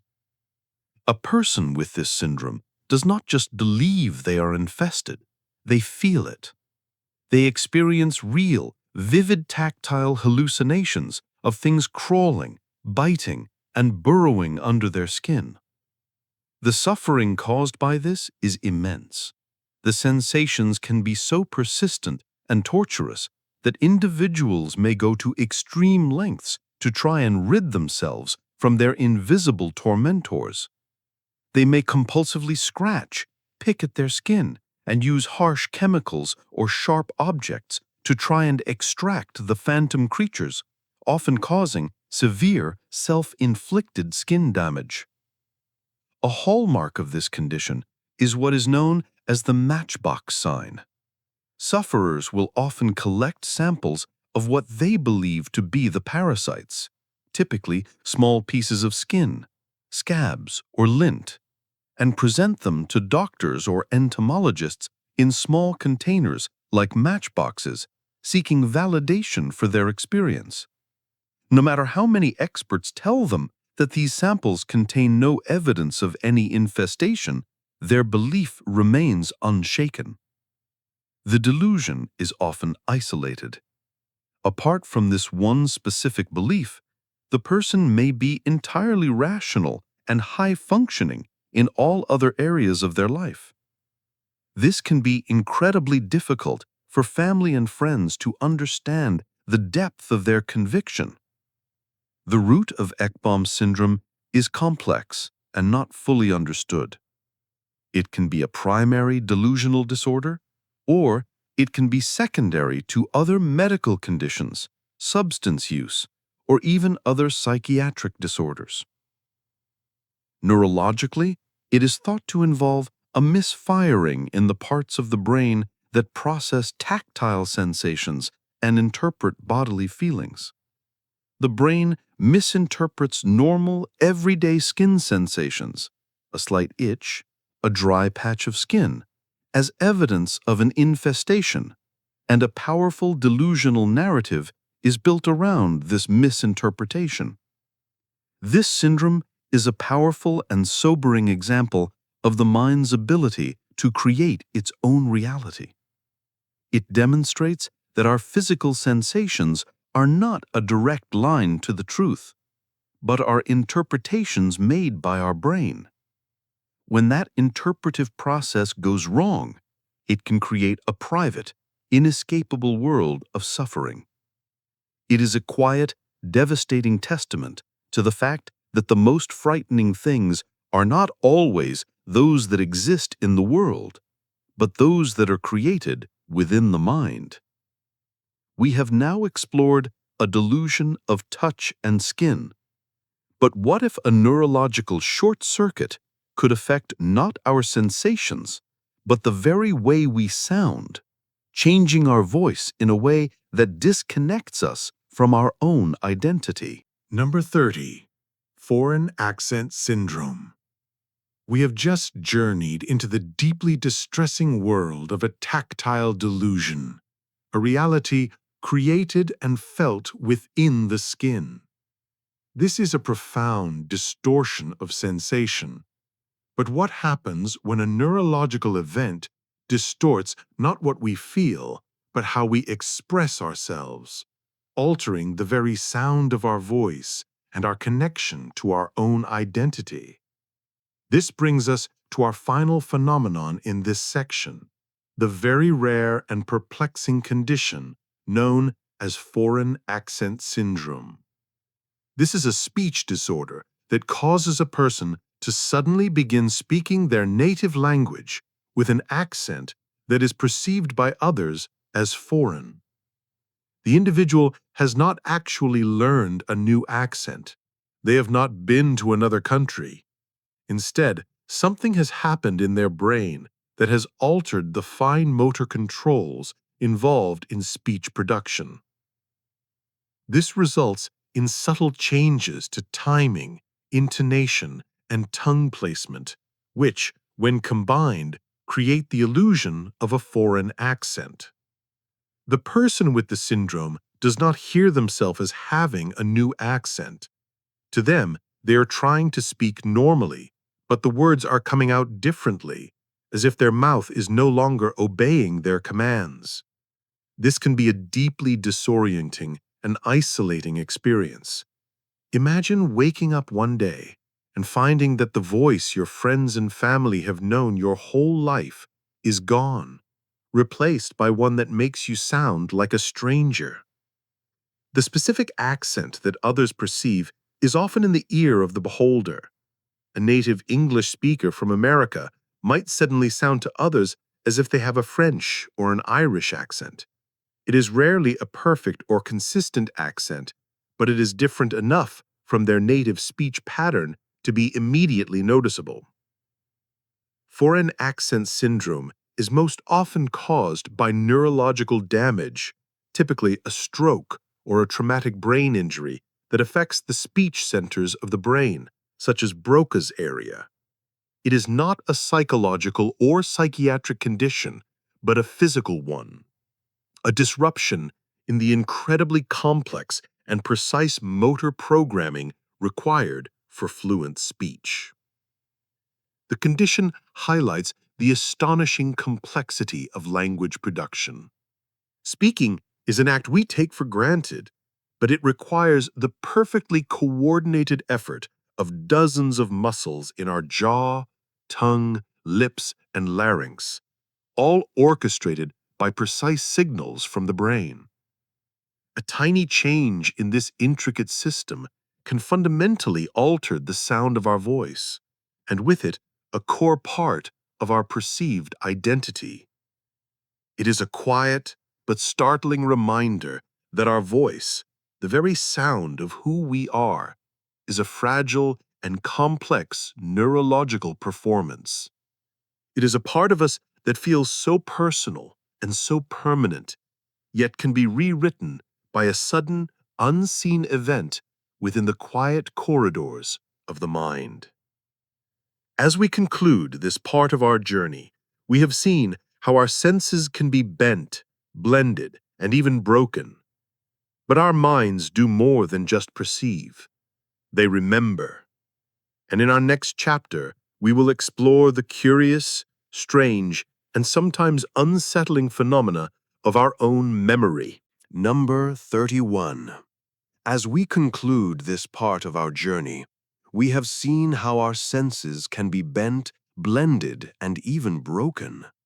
But our minds do more than just perceive, they remember. And in our next chapter, we will explore the curious, strange, and sometimes unsettling phenomena of our own memory.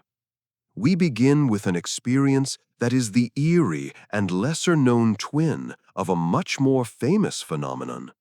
Most of us are familiar with déjà vu, the fleeting feeling that we have experienced a new situation before. But what happens when the opposite occurs? What if you look at a situation that is intensely familiar and suddenly it feels completely new and strange? This is Jamais Vu. The French term translates to never seen, and it is the unsettling and profound experience of unfamiliarity with a person, place, or word that you know logically should be familiar. Imagine you are writing a common word, like door or street. You have written it thousands of times, but suddenly, as you look at it, the word seems alien. The letters look like meaningless symbols, and for a brief moment, you might even doubt its spelling. It is as if your brain's connection to the word's meaning and familiarity has been temporarily severed. Or perhaps you are walking down the street you have lived on for years, and for a fleeting second, it feels like you are in a foreign place. You recognize the houses and the trees, but the feeling of home, the warm glow of familiarity, is gone. It is a deeply disorienting glitch in our consciousness. One of the most common and easily replicable forms of this phenomenon is called semantic satiation. This is what happens when you repeat a word over and over again until it loses all meaning and becomes just a strange sound. The constant repetition seems to fatigue the specific neural circuits responsible for the word's meaning, causing a temporary disconnection. Jamais Vu is thought to be a similar but spontaneous neurological event. It is a brief misfiring in the temporal lobes, the part of our brain responsible for recognition and memory. For a moment, the brain fails to attach the correct familiarity tag to a perception. The raw sensory data comes in, but the emotional and cognitive feeling of knowing is absent. The brain sees the data, but says, "I have no record of this." While fleeting moments of jamais vu are a normal, if rare, experience for many people, it can also be a feature of certain neurological conditions. It serves as a profound reminder that our sense of familiarity is not a property of the world itself, but an active, ongoing process within our own minds. It is a feeling that our brain generates and attaches to our perceptions to create a stable and coherent reality. Jamais vu is what happens when that process momentarily fails, revealing the fragile and constructed nature of our everyday experience. It is the quiet, sudden moment when a piece of your own world becomes a stranger. We have seen how a familiar thing can suddenly lose its meaning. But what if the opposite happens? What if a new activity becomes so intensely familiar that it begins to invade every corner of our minds, even our dreams? Number 32. Tetris Effect. We have just explored the strange moment when a familiar part of our world suddenly feels alien. But what happens when a new activity becomes so intensely familiar, so deeply ingrained in our minds, that it begins to bleed into our thoughts, our perceptions, and even our dreams? This is the Tetris Effect, a fascinating phenomenon that reveals the incredible plasticity of our brains. The effect is named, of course, after the classic video game. People who played Tetris for prolonged periods began to report strange experiences. When they closed their eyes, they would see the iconic falling blocks, the tetraminos, cascading in their mind's eye. They would start to see the world in terms of Tetris, mentally rearranging boxes on a supermarket shelf or buildings on a skyline, trying to make them fit together perfectly. They were dreaming in the language of the game. The term now applies more broadly to any activity that, when engaged in intensely, begins to pattern our thoughts and perceptions. This is also known as game transfer phenomena. An auditor might spend all day looking at spreadsheets and then see grids and columns when they close their eyes. A professional sailor might get off their boat after a long voyage and still feel the phantom rocking of the waves for days, a condition known as sea legs. A software developer might start to dream in code. The Tetris effect is a powerful and direct example of how our brains learn and adapt. When we engage in a new repetitive task, our brain works hard to build new neural pathways, to make that task more efficient and automatic. It is literally rewiring itself. When the activity is intense enough, these new pathways become so strong that they can activate spontaneously, even when we are not performing the task.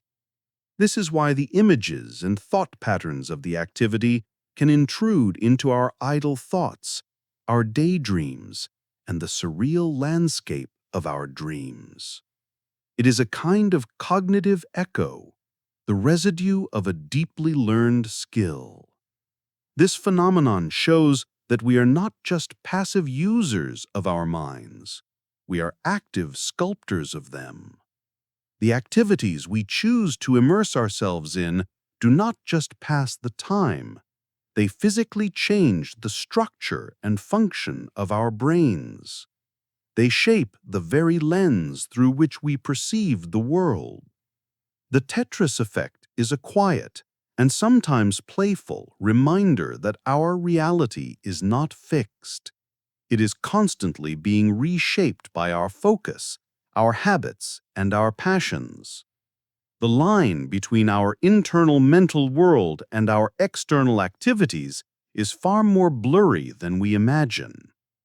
The Tetris Effect is a cognitive echo, a mental pattern imprinted by an activity. But what about our emotional patterns? Can we experience an emotion so strong that our body expresses it in a completely paradoxical way? Number 33. Cute aggression. The Tetris Effect shows us a cognitive echo, a mental pattern imprinted by repetitive activity. But our minds are home to more than just cognitive patterns. They are home to complex and sometimes paradoxical emotional patterns. What happens when we experience an emotion so overwhelmingly positive that our brain reacts in a seemingly negative way? This is the strange and surprisingly common phenomenon known as cute aggression. It is the inexplicable urge that some people feel when they see something incredibly cute, like a puppy or a baby, to squeeze it, bite it, or express affection in a way that sounds, on the surface, aggressive. You might hear someone say, "It's so fluffy, I'm gonna die," or "I just want to eat you up." There is, of course, no actual desire to cause harm. It is a purely expressive and deeply felt impulse. So what is happening in the brain to cause this strange, contradictory reaction? The leading theory is that cute aggression is a form of what is called a dimorphous expression of emotion. This is when you express a strong emotion with a behavior that is usually associated with the opposite emotion. Think of tears of joy at a wedding or nervous laughter in a tense situation. In the case of cute aggression, the positive feeling of adoration triggered by seeing something cute is so intense that it becomes emotionally overwhelming. The brain, in an attempt to regulate this powerful feeling and bring itself back to a state of emotional balance, introduces a dash of the opposite expression, aggression. It is a neurological off-ramp from an emotional state that is simply too much to handle. It prevents us from being completely incapacitated by the overwhelming flood of positive feelings. The features that trigger this response are often part of what is known as the baby schema, or Kindchem schema. These are the physical traits that we are evolutionarily programmed to find endearing and to feel protective towards. Big eyes, a large head relative to the body, a small nose, and chubby cheeks. These features signal youth and helplessness, triggering a powerful caregiving response. Cute aggression seems to be the brain's quirky way of managing the intensity of that very response.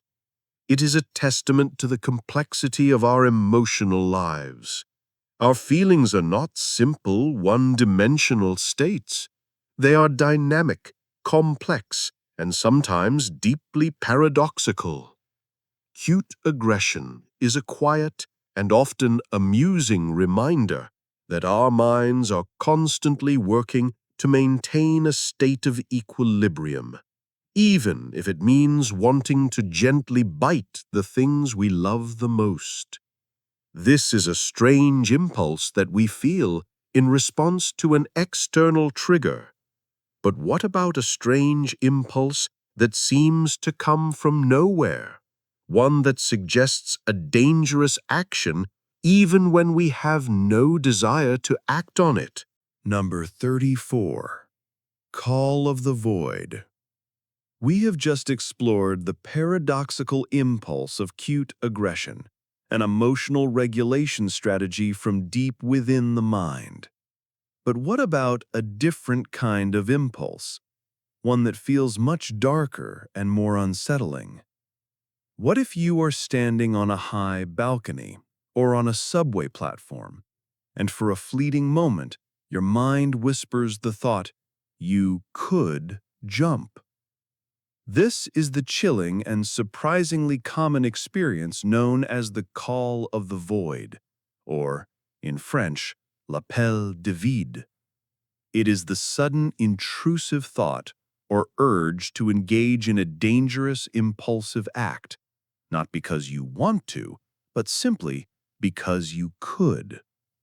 It is crucial to understand that this experience is not born from a desire to end one's life. In fact, it often happens to people who are perfectly happy and content. The feeling is not one of desire, but one of bizarre abstract possibility, often followed by a jolt of shock and a renewed appreciation for one's own safety. So, what causes this strange and momentary flirtation with a dangerous impulse? The leading theory suggests that it is not a subconscious wish for harm, but rather a misinterpretation of a safety signal.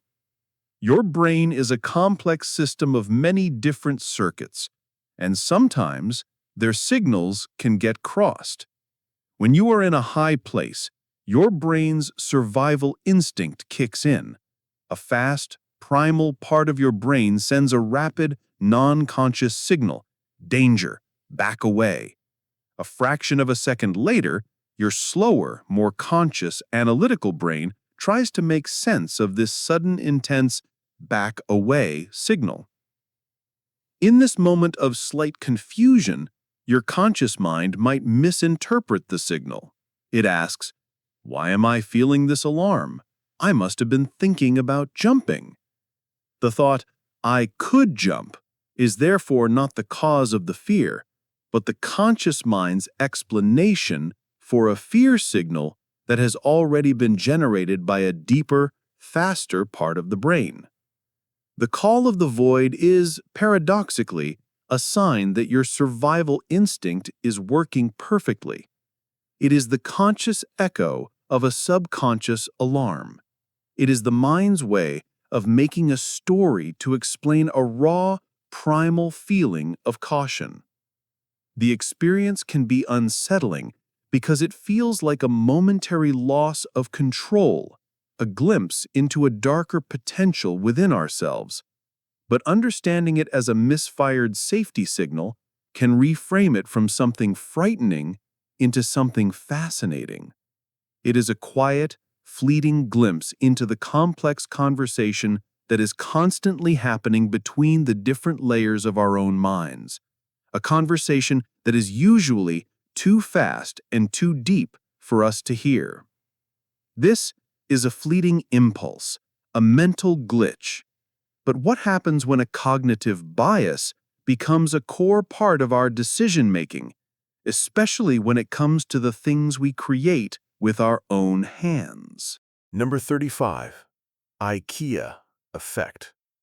The call of the void is a fleeting, misinterpreted signal from the depths of our mind, But what about a mental quirk that is more deliberate, one that shapes our feelings and our sense of value?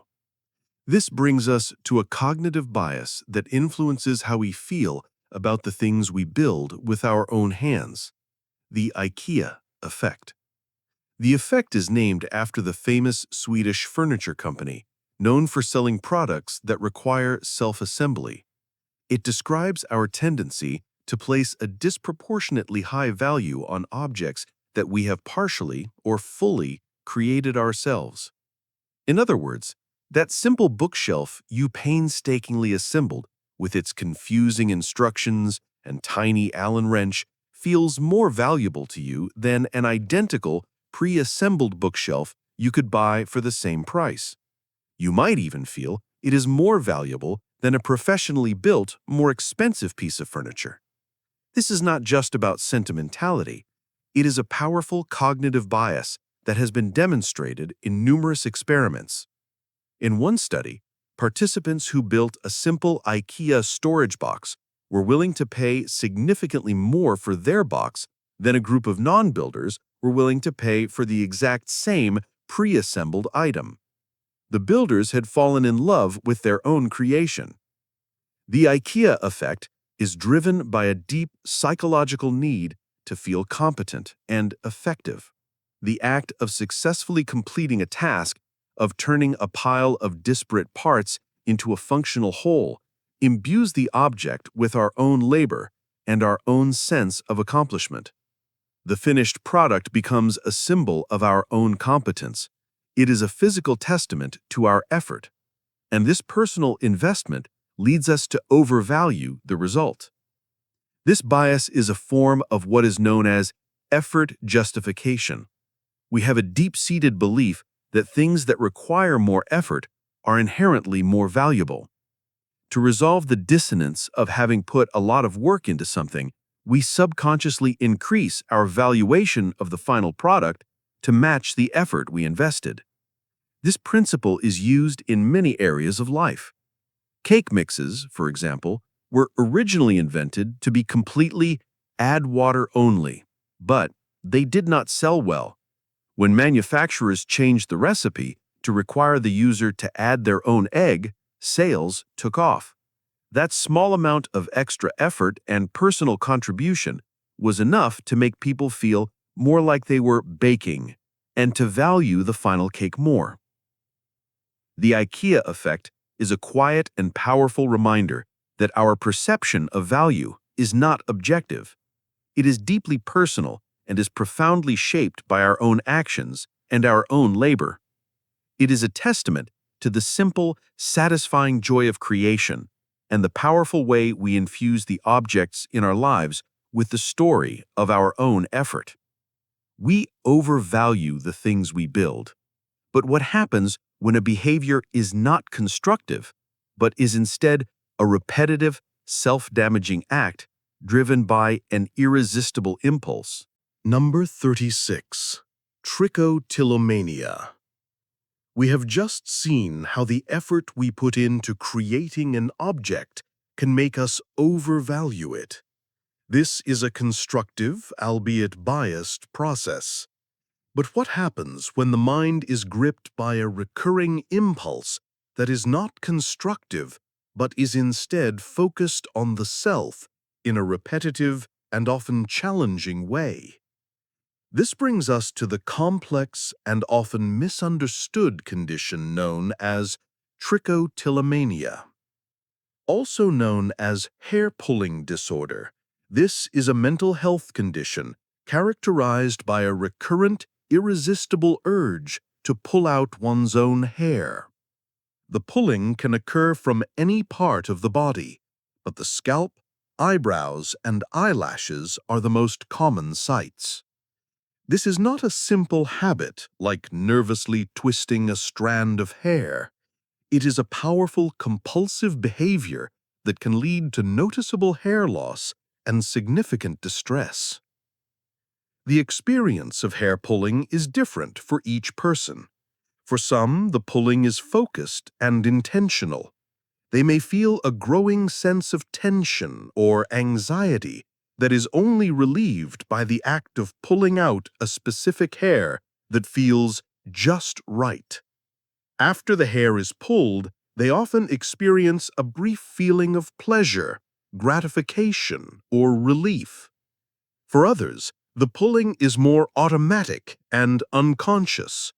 They might be reading, watching television, or working, and only realize they have been pulling their hair when they see a pile of it beside them. Trichotillomania is classified as a body-focused repetitive behavior, a category that also includes skin picking and nail biting. It is often a way the mind attempts to cope with uncomfortable feelings like stress, anxiety, boredom, or loneliness. The physical act of pulling can serve as a distraction from emotional pain or as a self-soothing mechanism. The brief moment of relief it provides can create a powerful cycle of reinforcement, making the urge incredibly difficult to resist, even when the person is aware of the negative consequences. This condition reveals the complex relationship between our physical bodies and our emotional states.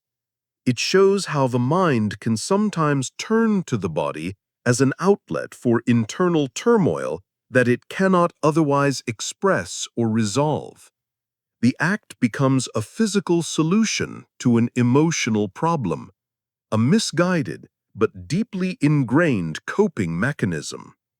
It is a quiet and often private struggle, a battle fought between the desire to stop and an impulse that can feel overwhelming.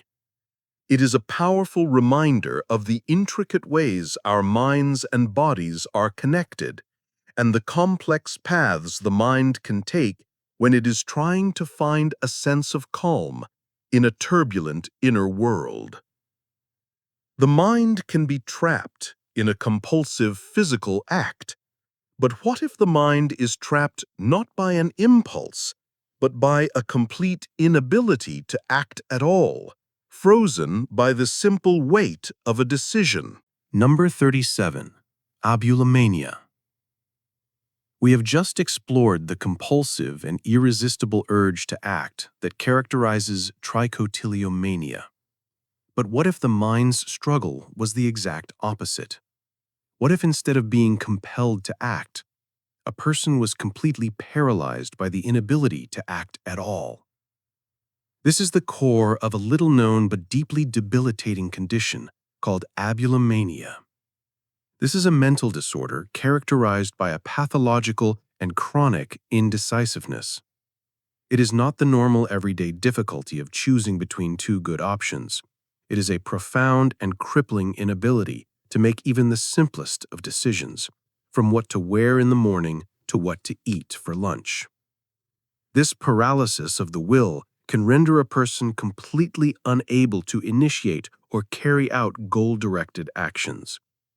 For someone with abulomania, the world of choice, which for most of us represents freedom, becomes a source of overwhelming anxiety and dread. Each decision point, no matter how minor, feels like an insurmountable obstacle. They may be able to logically analyze the pros and cons of a situation, but they are unable to make the final commitment to one course of action. This is not a matter of laziness or lack of desire. The person often desperately wants to move forward, but they are frozen by a profound lack of will and an intense fear of making the wrong choice. The psychological weight of a decision becomes so great that inaction feels like the only safe option. This can lead to a state of complete dependency on others to make decisions for them. They might rely on a spouse or a family member to choose their clothes, order their meals, and manage their daily schedule. The condition can be profoundly isolating, as the inability to act makes it difficult to maintain relationships, hold a job, or participate in the normal flow of life. Abulomania is thought to be related to disorders of mood, anxiety, and personality. It represents an extreme manifestation of doubt and a lack of confidence in one's own judgment. It is as if the brain's go signal, the executive function that translates thought into action is broken. It highlights a crucial and often overlooked aspect of our mental lives, the power of volition or the will. We take for granted the seamless process that allows us to consider options and then commit to a course of action. Abulomania reveals that this process is a complex and fragile neurological feat. It is a quiet and profound illustration of what happens when the bridge between thought and action collapses, leaving the conscious mind stranded and unable to move in a world that is defined by constant choice. The mind can be paralyzed by choice. But what if the mind is perfectly capable of choosing and acting, but is simply blind to things that are happening right in front of its eyes? Number 38. Inattentional blindness. We have just seen how the mind can be paralyzed by the overwhelming weight of choice, unable to act. But what if the mind is perfectly capable of acting, yet is completely blind to major events happening right in front of it? This is the surprising and powerful phenomenon of inattentional blindness. This is not a problem with vision itself. It is a psychological lack of attention, a failure to perceive an unexpected stimulus that is in plain sight. It is a temporary blindness caused by the fact that our attention is engaged on another task. The most famous demonstration of this is the invisible gorilla experiment. In this study, participants were asked to watch a video of two teams, one in white shirts and one in black shirts, passing basketballs. Their task was to count the number of passes made by the team in white. Halfway through the video, a person in a full gorilla costume walks into the middle of the scene, thumps their chest, and walks off. The gorilla is on screen for a full 9 seconds. The astonishing result was that roughly half of the participants who watched the video did not notice the gorilla at all. They were so focused on the task of counting the passes that their brains literally did not process the bizarre and unexpected event happening in the same space. When they were later told about the gorilla and rewatched the video, they were often shocked and could not believe they had missed it. This phenomenon reveals a crucial truth about our perception. We do not see the world as it is. We see the world that our attention points to. Our conscious perception is not a comprehensive, high-definition video recording of our surroundings. It is more like a spotlight. We only perceive the things that fall within the beam of that spotlight. Everything else, no matter how obvious it might seem in retrospect, remains in the dark, invisible to our conscious mind. This has profound implications for our everyday lives. It helps to explain why a driver focused on an upcoming turn might not see a motorcyclist right in front of them. It is why a radiologist carefully scanning an X-ray for signs of one condition might miss a clear anomaly that indicates another. Our expectations and our focus create a filter that determines what is allowed into our conscious awareness. Inattentional blindness is a humbling and quiet reminder that our experience of the world is far more limited than we think. We have a powerful illusion of seeing everything, but in reality, we are only seeing a small fraction of the visual information available to us. It suggests that there is a vast, unseen world all around us, a world that is not hidden from our eyes, but simply from our attention. We can be blind to a gorilla in our midst, but does the presence of other people make us more or less likely to see and react to an emergency. Number 39. Bystander Effect. We have just discovered that our focused attention can make us blind to surprising events happening right in front of us. But what happens when an event is so dramatic that it cannot be missed? What happens when an emergency unfolds in public? Does the presence of other people make us more likely to help? The surprising and unsettling answer is often no. This is the core of the bystander effect. The bystander effect is a social psychological phenomenon where individuals are less likely to offer help to a victim when other people are present. The greater the number of bystanders, the less likely it is that any one of them will help. This is a deeply paradoxical feature of human behavior. Our common sense might suggest that there is safety in numbers, but in an emergency situation, the opposite can be true. There are two major psychological forces at play that contribute to this effect. The first is called diffusion of responsibility. When you are the only witness to an emergency, the entire burden of responsibility to act falls on your shoulders. You know that if you don't do something, no one will. But when there are many other people around, that personal responsibility becomes diluted. Each person thinks, someone else will surely do something, or someone more qualified than me will step in. This diffusion of responsibility allows everyone to feel less compelled to intervene, leading to a collective inaction where everyone assumes someone else is taking charge. The second force is the need to behave in correct and socially acceptable ways. When faced with an ambiguous situation, we look to others for cues on how to act. This is called pluralistic ignorance. If you see someone collapsed on the street, you might look around and see that no one else is panicking or rushing to help. You might then incorrectly conclude that it must not be a real emergency. If it were serious, you reason, someone else would be doing something. Of course, everyone else is doing the exact same thing. They are looking around at the inaction of others and concluding the same thing. The result is a group of people, each privately concerned, but collectively frozen by the appearance of calm. The bystander effect is a sobering and powerful reminder that we are profoundly social creatures, and our actions, even in moments of crisis, are deeply influenced by the presence and behavior of those around us. It is not a reflection of apathy or a lack of caring, but a product of powerful social and psychological dynamics. It is the quiet, invisible force that can turn a crowd of concerned individuals into a group of passive observers. The presence of others can paralyze us.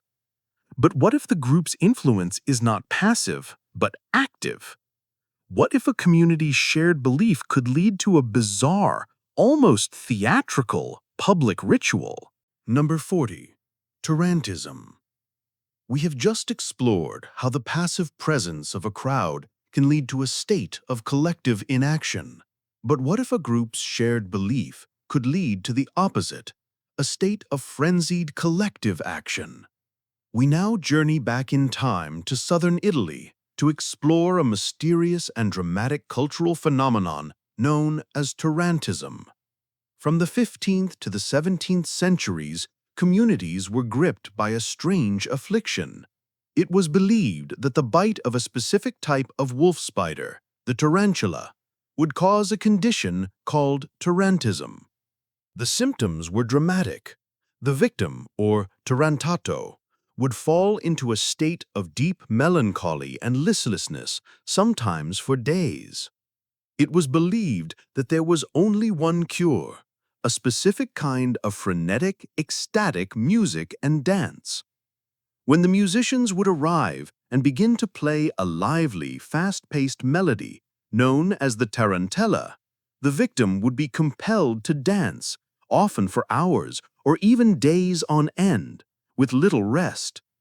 The dance was wild and convulsive, a desperate attempt to sweat out the spider's venom. The community would gather around, supporting the dancer, sometimes joining in. It was a public therapeutic ritual, a piece of musical and medical theater that would continue until the victim collapsed from sheer exhaustion, supposedly cured.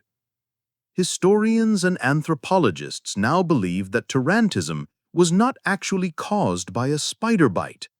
The venom of the local tarantula is not particularly harmful to humans. Instead, it is thought to have been a culturally sanctioned way to deal with psychological distress.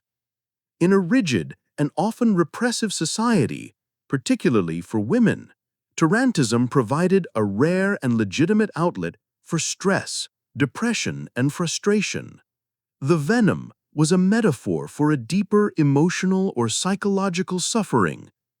The ritual of the dance allowed individuals to express forbidden emotions, to act out in a wild and uninhibited way, all under the safe and supportive framework of a medical cure.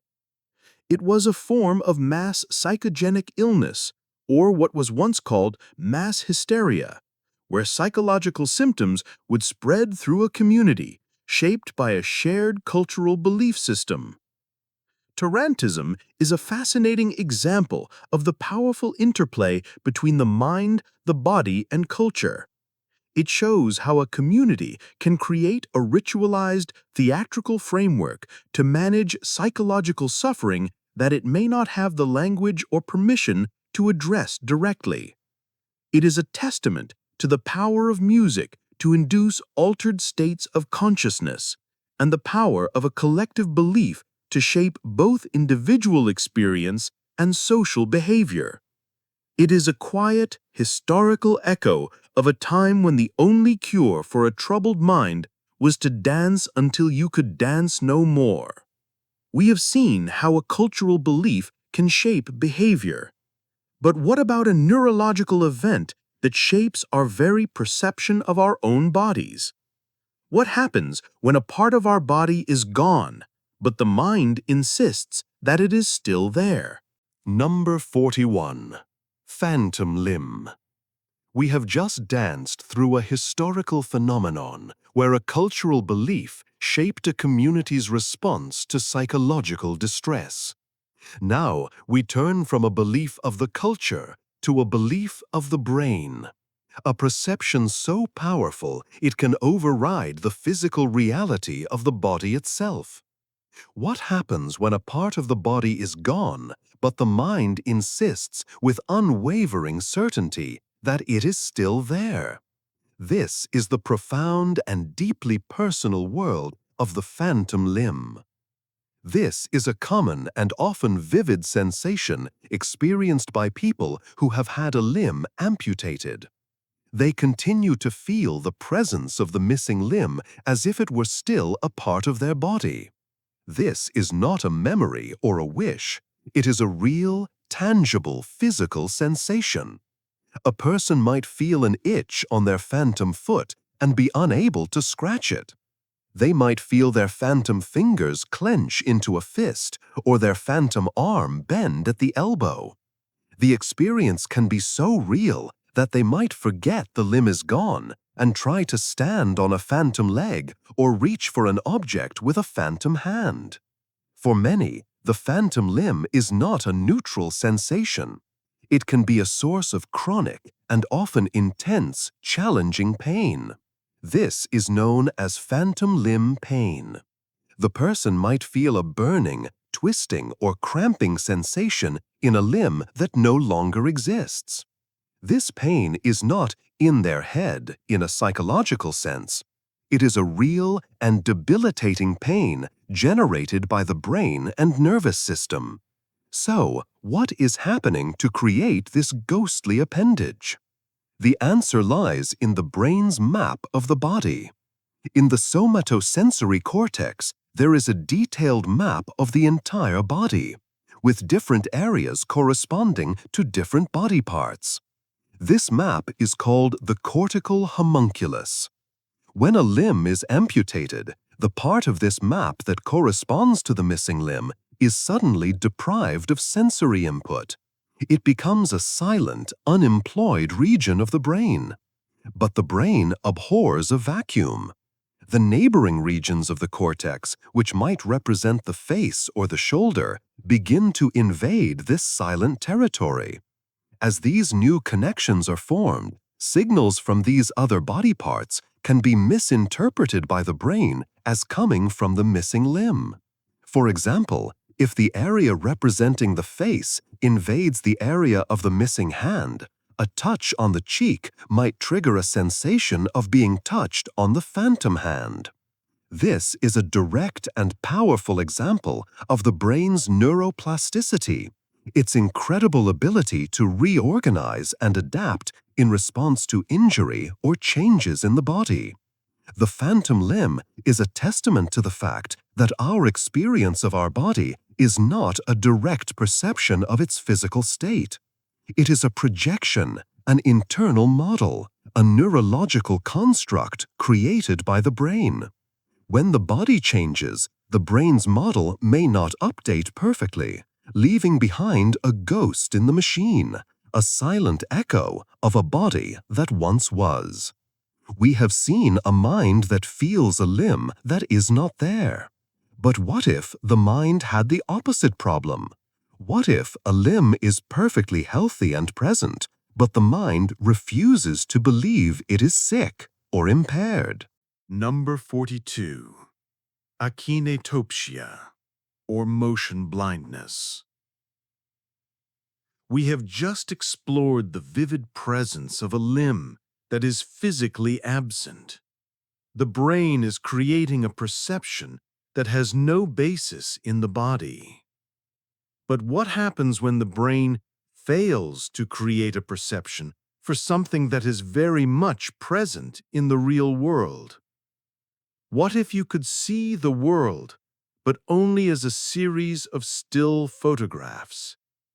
This is the strange and disorienting reality for people with a rare neurological condition called akintopsia, or motion blindness.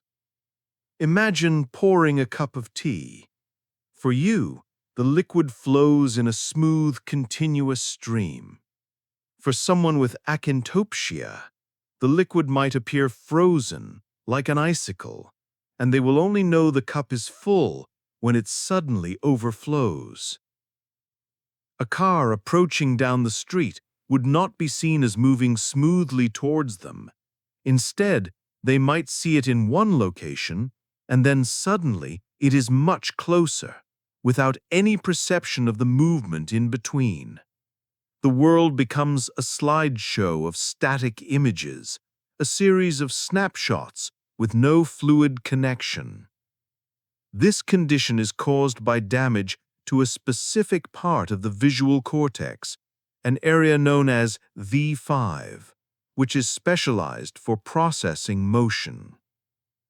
Our ability to perceive motion is such a fundamental part of our vision that we take it for granted. We assume that movement is a primary property of the world itself. But akintopsia reveals that this is not true. The perception of motion is an active, complex creation of the brain. When the specific neural machinery responsible for this creation is damaged, the world loses its fluidity. Living with akintopsia is incredibly difficult and often dangerous. Simple tasks like crossing a street become a life-threatening challenge when you cannot judge the speed and trajectory of oncoming traffic. Following a conversation can be difficult when you cannot see the subtle, fluid movements of a person's facial expressions. The world becomes a disjointed and unpredictable place. Akintopsia is a profound and humbling reminder of the immense complexity that underlies our seemingly simple perception of the world. It shows that our seamless experience of reality is actually a composite of many different perceptions: color, shape, depth, and motion, all calculated by specialized regions of our brain and then masterfully stitched together into a unified whole. It is a quiet testament to the brain's hidden work, revealing a crucial part of our visual world, only by its devastating absence. We have seen a mind that cannot perceive motion. But what if the mind's blindness was not to motion, but to the very fact of its own blindness? Number 43. Cortical blindness. Anton syndrome. We have just witnessed a world without motion, a reality fractured into a series of still frames. This is a failure to perceive a specific aspect of the world. But what if the failure was more profound? What if a person was completely blind, yet their mind refused to accept it, insisting, against all evidence, that they could see perfectly? This is the paradoxical and bewildering world of cortical blindness, and its most famous manifestation, Anton syndrome. Cortical blindness is a loss of vision caused by damage to the brain's primary visual cortex, located in the occipital lobe. The person's eyes may be perfectly healthy, but the part of the brain that receives and processes the signals from the eyes is no longer working. The result is a complete loss of sight. Anton syndrome is a rare and fascinating form of this condition, where the person who is blind is completely unaware of their own blindness.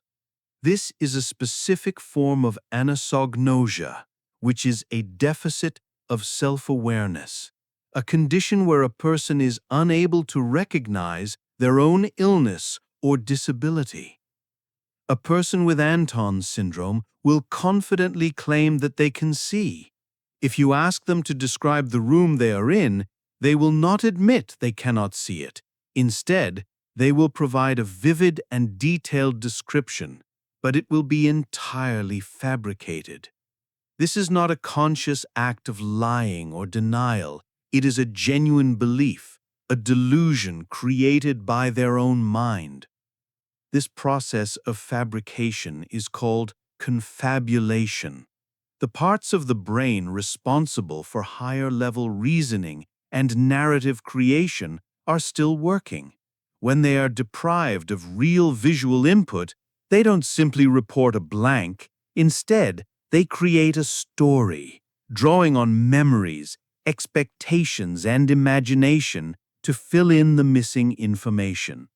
They are creating a visual reality to match their unwavering belief that they can see. The experience of interacting with someone with this syndrome can be surreal.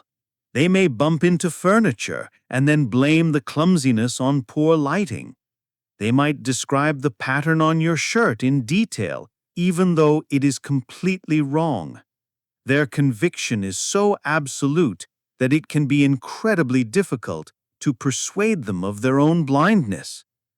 Anton syndrome is a profound and unsettling example of the mind's powerful drive to maintain a coherent and stable sense of self and reality.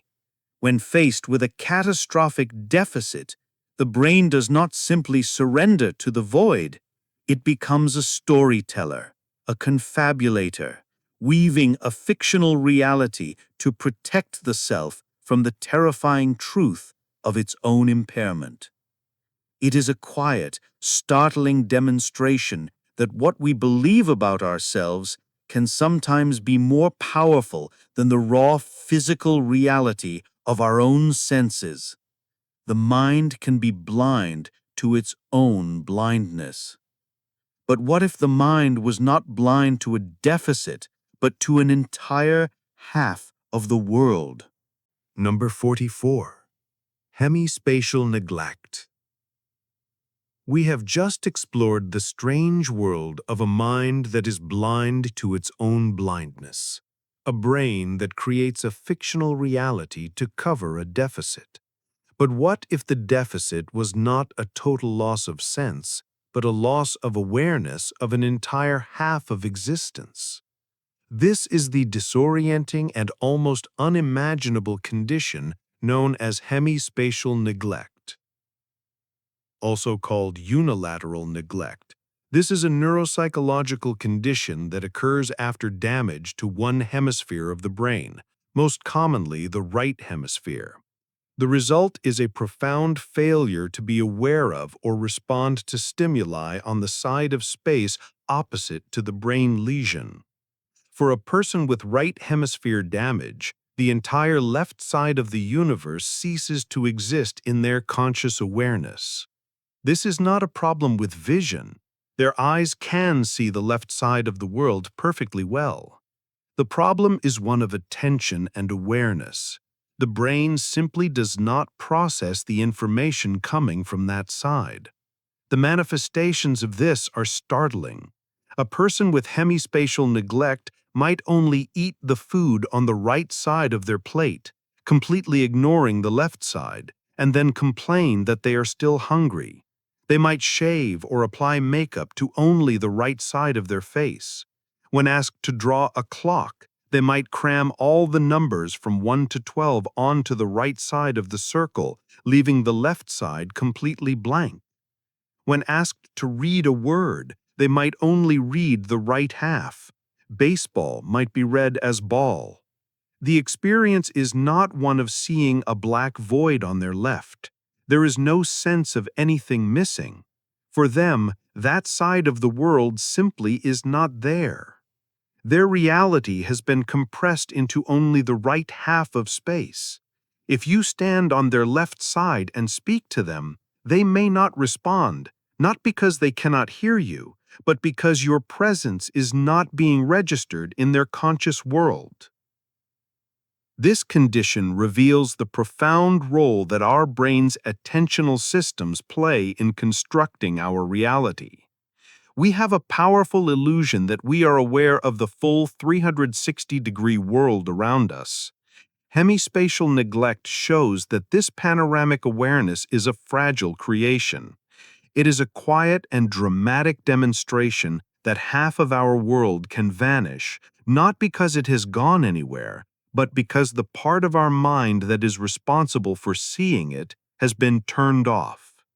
We have seen a mind that ignores half of the world. But what if the mind did not ignore the world, but rather saw a distorted and monstrous version of it, specifically in the faces of others? Number 45. Prosopometamorphopsia. We have just witnessed a mind that has lost awareness of an entire half of the world, a reality that has been compressed. But what if the world was fully present, yet a crucial part of it, the human face, was perceived as constantly distorted, as if seen through a funhouse mirror? This is the rare and deeply unsettling visual perceptual disorder known as prosopometamorphopsia. The name is a mouthful, but it breaks down simply.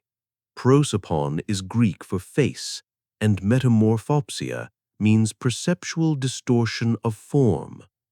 A person with this condition perceives human faces as being warped, twisted, and grotesque. Features might appear to be drooping, enlarged, out of place, or swirling.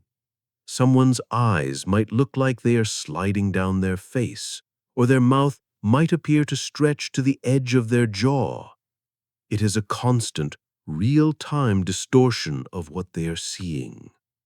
It is crucial to distinguish this from a delusion or a psychiatric condition.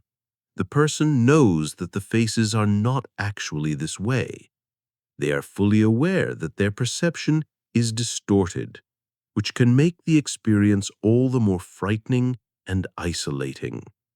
They see a monstrous face, but they know the person in front of them is normal. This is not face blindness or prosopagnosia, where a person cannot recognize faces. A person with this condition can often still recognize the person. They just see a distorted version of their face. The condition is thought to be caused by dysfunction in the brain's facial processing network, a complex system of areas that work together to allow us to perceive and recognize faces. When this network is disrupted, either by injury, stroke, or other neurological events, the brain's ability to construct a stable and accurate representation of a face is compromised.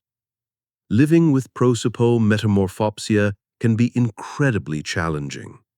Social interaction, which for most of us is built on the subtle cues of facial expression, becomes a constant source of distress. The faces of loved ones can become sources of fear and anxiety. Some individuals may withdraw from social life completely to avoid the experience. It is a powerful and humbling reminder of the incredible amount of sophisticated neurological work that goes into the seemingly simple act of looking at another person's face. Our ability to see a stable, familiar face is a quiet miracle of the brain's visual system. This condition reveals what happens when that system fractures, turning the most social and human part of our world into a surreal and frightening landscape. We have seen a mind that sees faces as distorted. But what if the mind held a belief about the very substance of the body, a belief so fragile and so strange it seems to belong to another era? Number 46. Glass Delusion. We have just explored the terrifying world of seeing distorted faces, a perceptual disorder that warps the external world. Now, we turn to a delusion that warps the internal perception of the self, a belief so specific and so strange it has captivated historians and psychologists for centuries. This is the glass delusion. This was a peculiar psychiatric phenomenon that was recorded in Europe primarily from the late Middle Ages through the 17th century. Individuals who suffered from this delusion held the unshakable belief that they were made of glass. As a result, they lived in a state of constant, heightened anxiety, terrified that they might shatter into 1,000 pieces at the slightest touch or sudden movement. The behaviors of those with the glass delusion were dictated by this profound sense of fragility. They might refuse to sit down for fear of shattering their fragile posteriors. They might wrap themselves in blankets or wear cushions tied to their bodies to protect themselves from accidental bumps.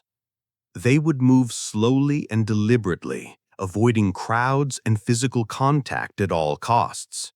One of the most famous sufferers was King Charles VI of France, who lived in the late 14th and early 15th centuries. He reportedly refused to allow others to touch him and had iron rods sewn into his clothing to prevent him from breaking. The delusion was not just the domain of royalty. It affected people from all walks of life. So why this specific, bizarre belief?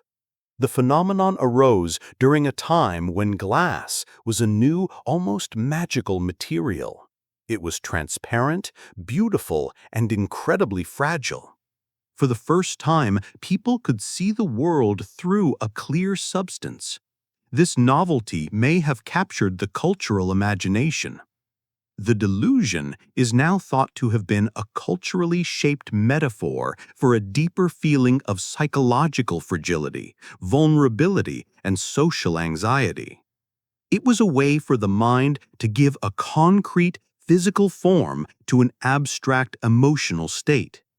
In an era that had a limited language for mental distress, believing one was made of glass became a powerful, if bizarre, way to express a feeling of being on the verge of breaking down. While the glass delusion itself is now exceptionally rare, it has not entirely vanished. It serves as a fascinating example of how the specific content of our delusions can be shaped by the culture and technology of our time. It is a quiet, historical echo that reminds us that the stories our minds tell themselves, even in distress, are often built from the materials of the world around us. We have now explored a mind that believes itself to be made of glass. But what happens when the mind is awake, but the body remains trapped in the state of sleep? Number 47. Sleep paralysis. We have just considered the fragile state of a mind that believed itself to be made of glass. Now we explore a different kind of fragility, a state where the boundary between sleep and wakefulness breaks down, leaving the mind alert but the body completely frozen. This is the profoundly unsettling and universal experience of sleep paralysis. It is a temporary inability to move or speak that occurs when you are waking up or falling asleep. During an episode, you are consciously aware of your surroundings. Your mind is awake, but your body is completely unresponsive. You can open your eyes, you can breathe, but you cannot move a muscle. This state can last from a few seconds to several minutes, and for the person experiencing it, it can feel like an eternity. To make the experience even more unsettling, it is often accompanied by vivid and powerful hallucinations. These are typically multisensory, involving sight, sound, and touch. People commonly report feeling a distressing presence in the room, a sense of crushing pressure on their chest, and hearing strange whispers or footsteps. They might see a shadowy figure standing at the foot of their bed. This combination of paralysis and powerful hallucinations is the reason why sleep paralysis has been the source of countless myths and legends throughout human history.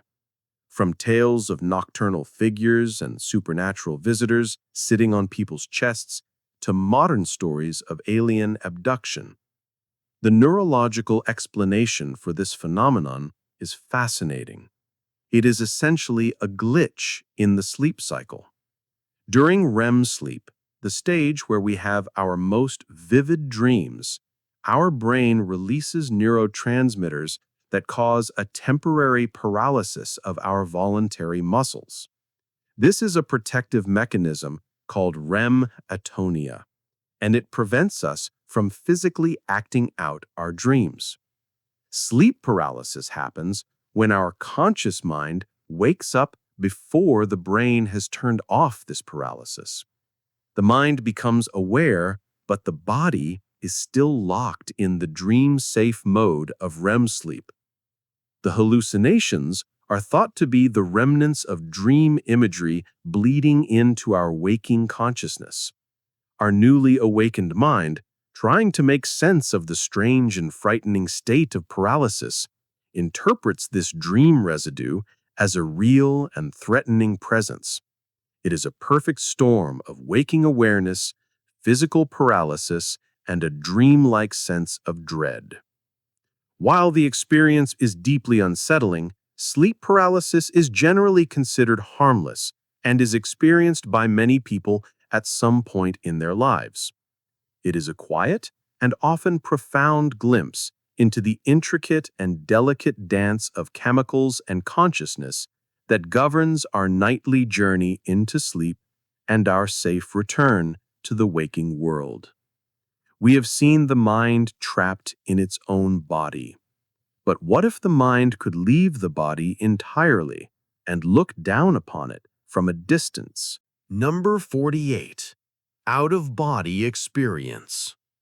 We have just been trapped in the terrifying stillness of sleep paralysis, a state where the mind is awake, but the body is a prison. But what if the mind could do the exact opposite? What if it could escape the confines of the body and float freely, looking down upon the physical world from a new and impossible perspective. This is the core of the profound and enigmatic phenomenon known as the out-of-body experience. An out-of-body experience, or OBE, is a sensation of leaving one's physical body and sometimes of observing it from a location outside of oneself. People who have had these experiences often describe a feeling of floating or flying.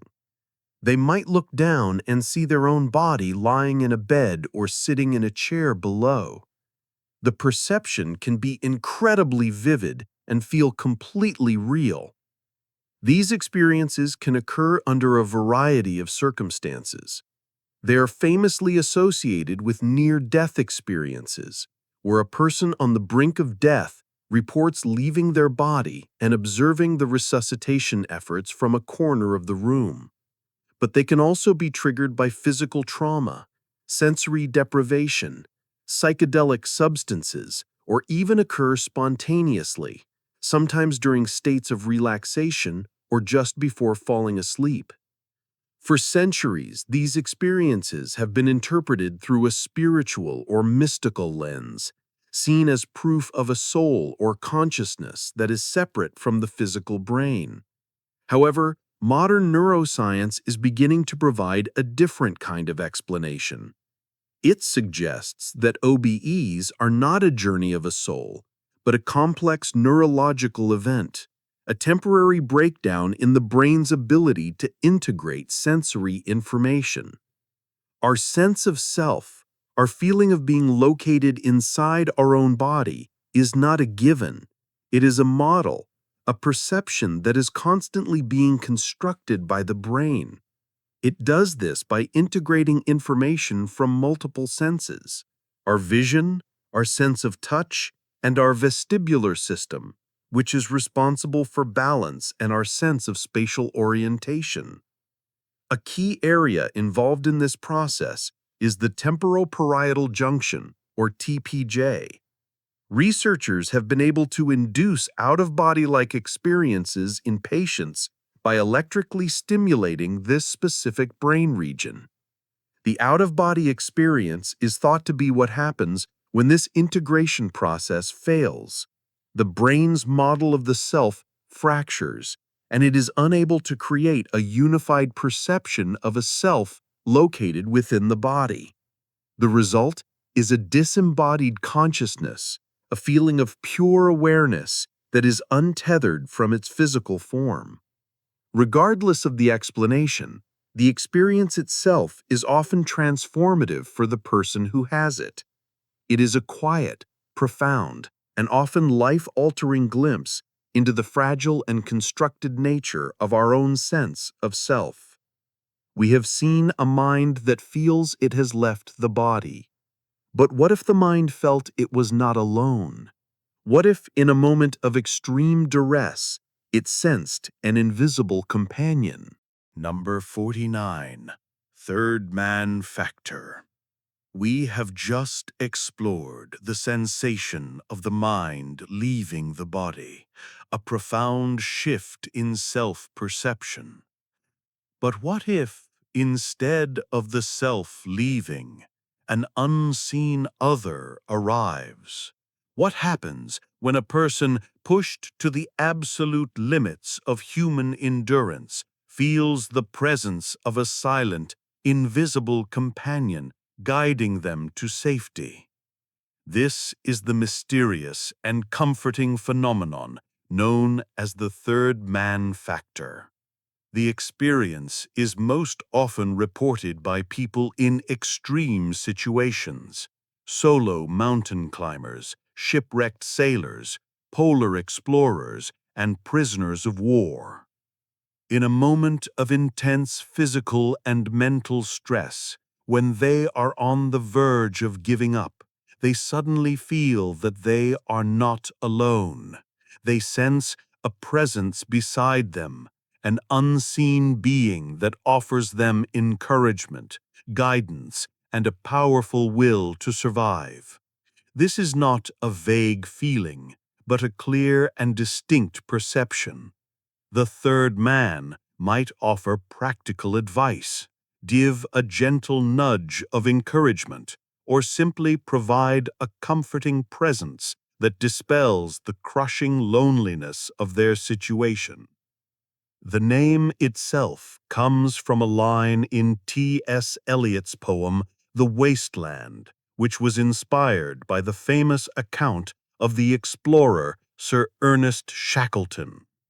During his harrowing Antarctic expedition, Shackleton and his two companions were close to death when he had the persistent feeling that there were 4, not 3 of them on their final desperate trek. This is not a hallucination in the typical sense. The person rarely sees a full visual form. It is more of a felt presence, an undeniable sense of another consciousness accompanying them. This benevolent presence is a stark contrast to the often malevolent figures seen during sleep paralysis. What could be happening in the brain to create this supportive phantom? It is believed to be a coping mechanism, a profound and creative act of the mind to protect itself from complete breakdown. When faced with extreme isolation, physical hardship, and the imminent threat of death, the brain may generate this hallucinated companion as a survival strategy. It could be a way for one part of the brain to speak to another, a projection of our own internal monologue, our own will to live, embodied in the form of a helpful other. It is the mind splitting off a part of itself to become a guide and protector. The third man factor is a powerful and moving testament to the resilience of the human mind. It reveals the incredible creative lengths the brain will go to in order to ensure our survival. It is a quiet, mysterious, and ultimately hopeful phenomenon, a ghost in the machine that is not there to haunt us, but to help us find our way home. We have seen the mind create a companion to survive Earth's harshest environments. But what happens when the mind leaves Earth entirely and sees our world from a distance for the first time?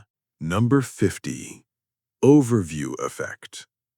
We have journeyed through the mind's strangest corridors. We have seen realities fractured and rewritten. We have felt phantom limbs and invisible companions. For our final phenomenon, we leave the internal world of the mind and even the surface of our planet to consider a profound cognitive shift that can only be experienced in the silence of space. This is the overview effect. The term was coined by the author Frank White in 1987 to describe the experience reported by astronauts and cosmonauts upon seeing the Earth from orbit or from the Moon. When they looked down at our planet, a tiny, fragile blue and white marble suspended in the vast blackness of space, something profound happens to their consciousness. They report a sudden and unexpected shift in perspective, a feeling of awe, and a deep, overwhelming sense of connection to humanity and the planet as a whole. From space, the arbitrary lines and borders that we draw on maps, the divisions of nation, religion, and ethnicity, all vanish. The conflicts and the trivialities of daily life seem to shrink into insignificance. What they see is a single, unified, living system.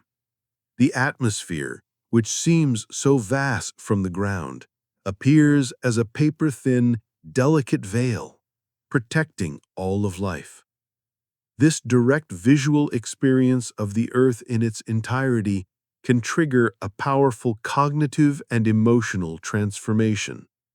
Astronauts have described it as a quasi-spiritual experience, a moment of profound clarity and understanding. They often return to Earth with a renewed sense of purpose, a deep commitment to environmentalism, and a powerful feeling of responsibility for the future of our planet. The overview effect is not a delusion or disorder. It is a change in worldview brought about by a radical and unprecedented shift in physical perspective. It is a testament to the powerful link between what we see and what we believe. For all of human history, our perspective has been limited to the surface of our world. We have always been in the system. The astronauts were the first humans to step outside the system and look back at it. This new vantage point provided them with a new understanding. The overview effect is a hopeful and profound final thought for our journey. It suggests that our consciousness is not a fixed thing, but is capable of deep and meaningful change. It suggests that sometimes to truly understand our home and to truly understand ourselves, we must see it from a great distance. As our exploration comes to a close for tonight, let the quiet of this final thought settle. Consider the miracle of our own planet, this shared home, and the incredible, complex, and beautiful minds that inhabit it. Let your own thoughts drift and find peace in the vast, quiet space that surrounds us all.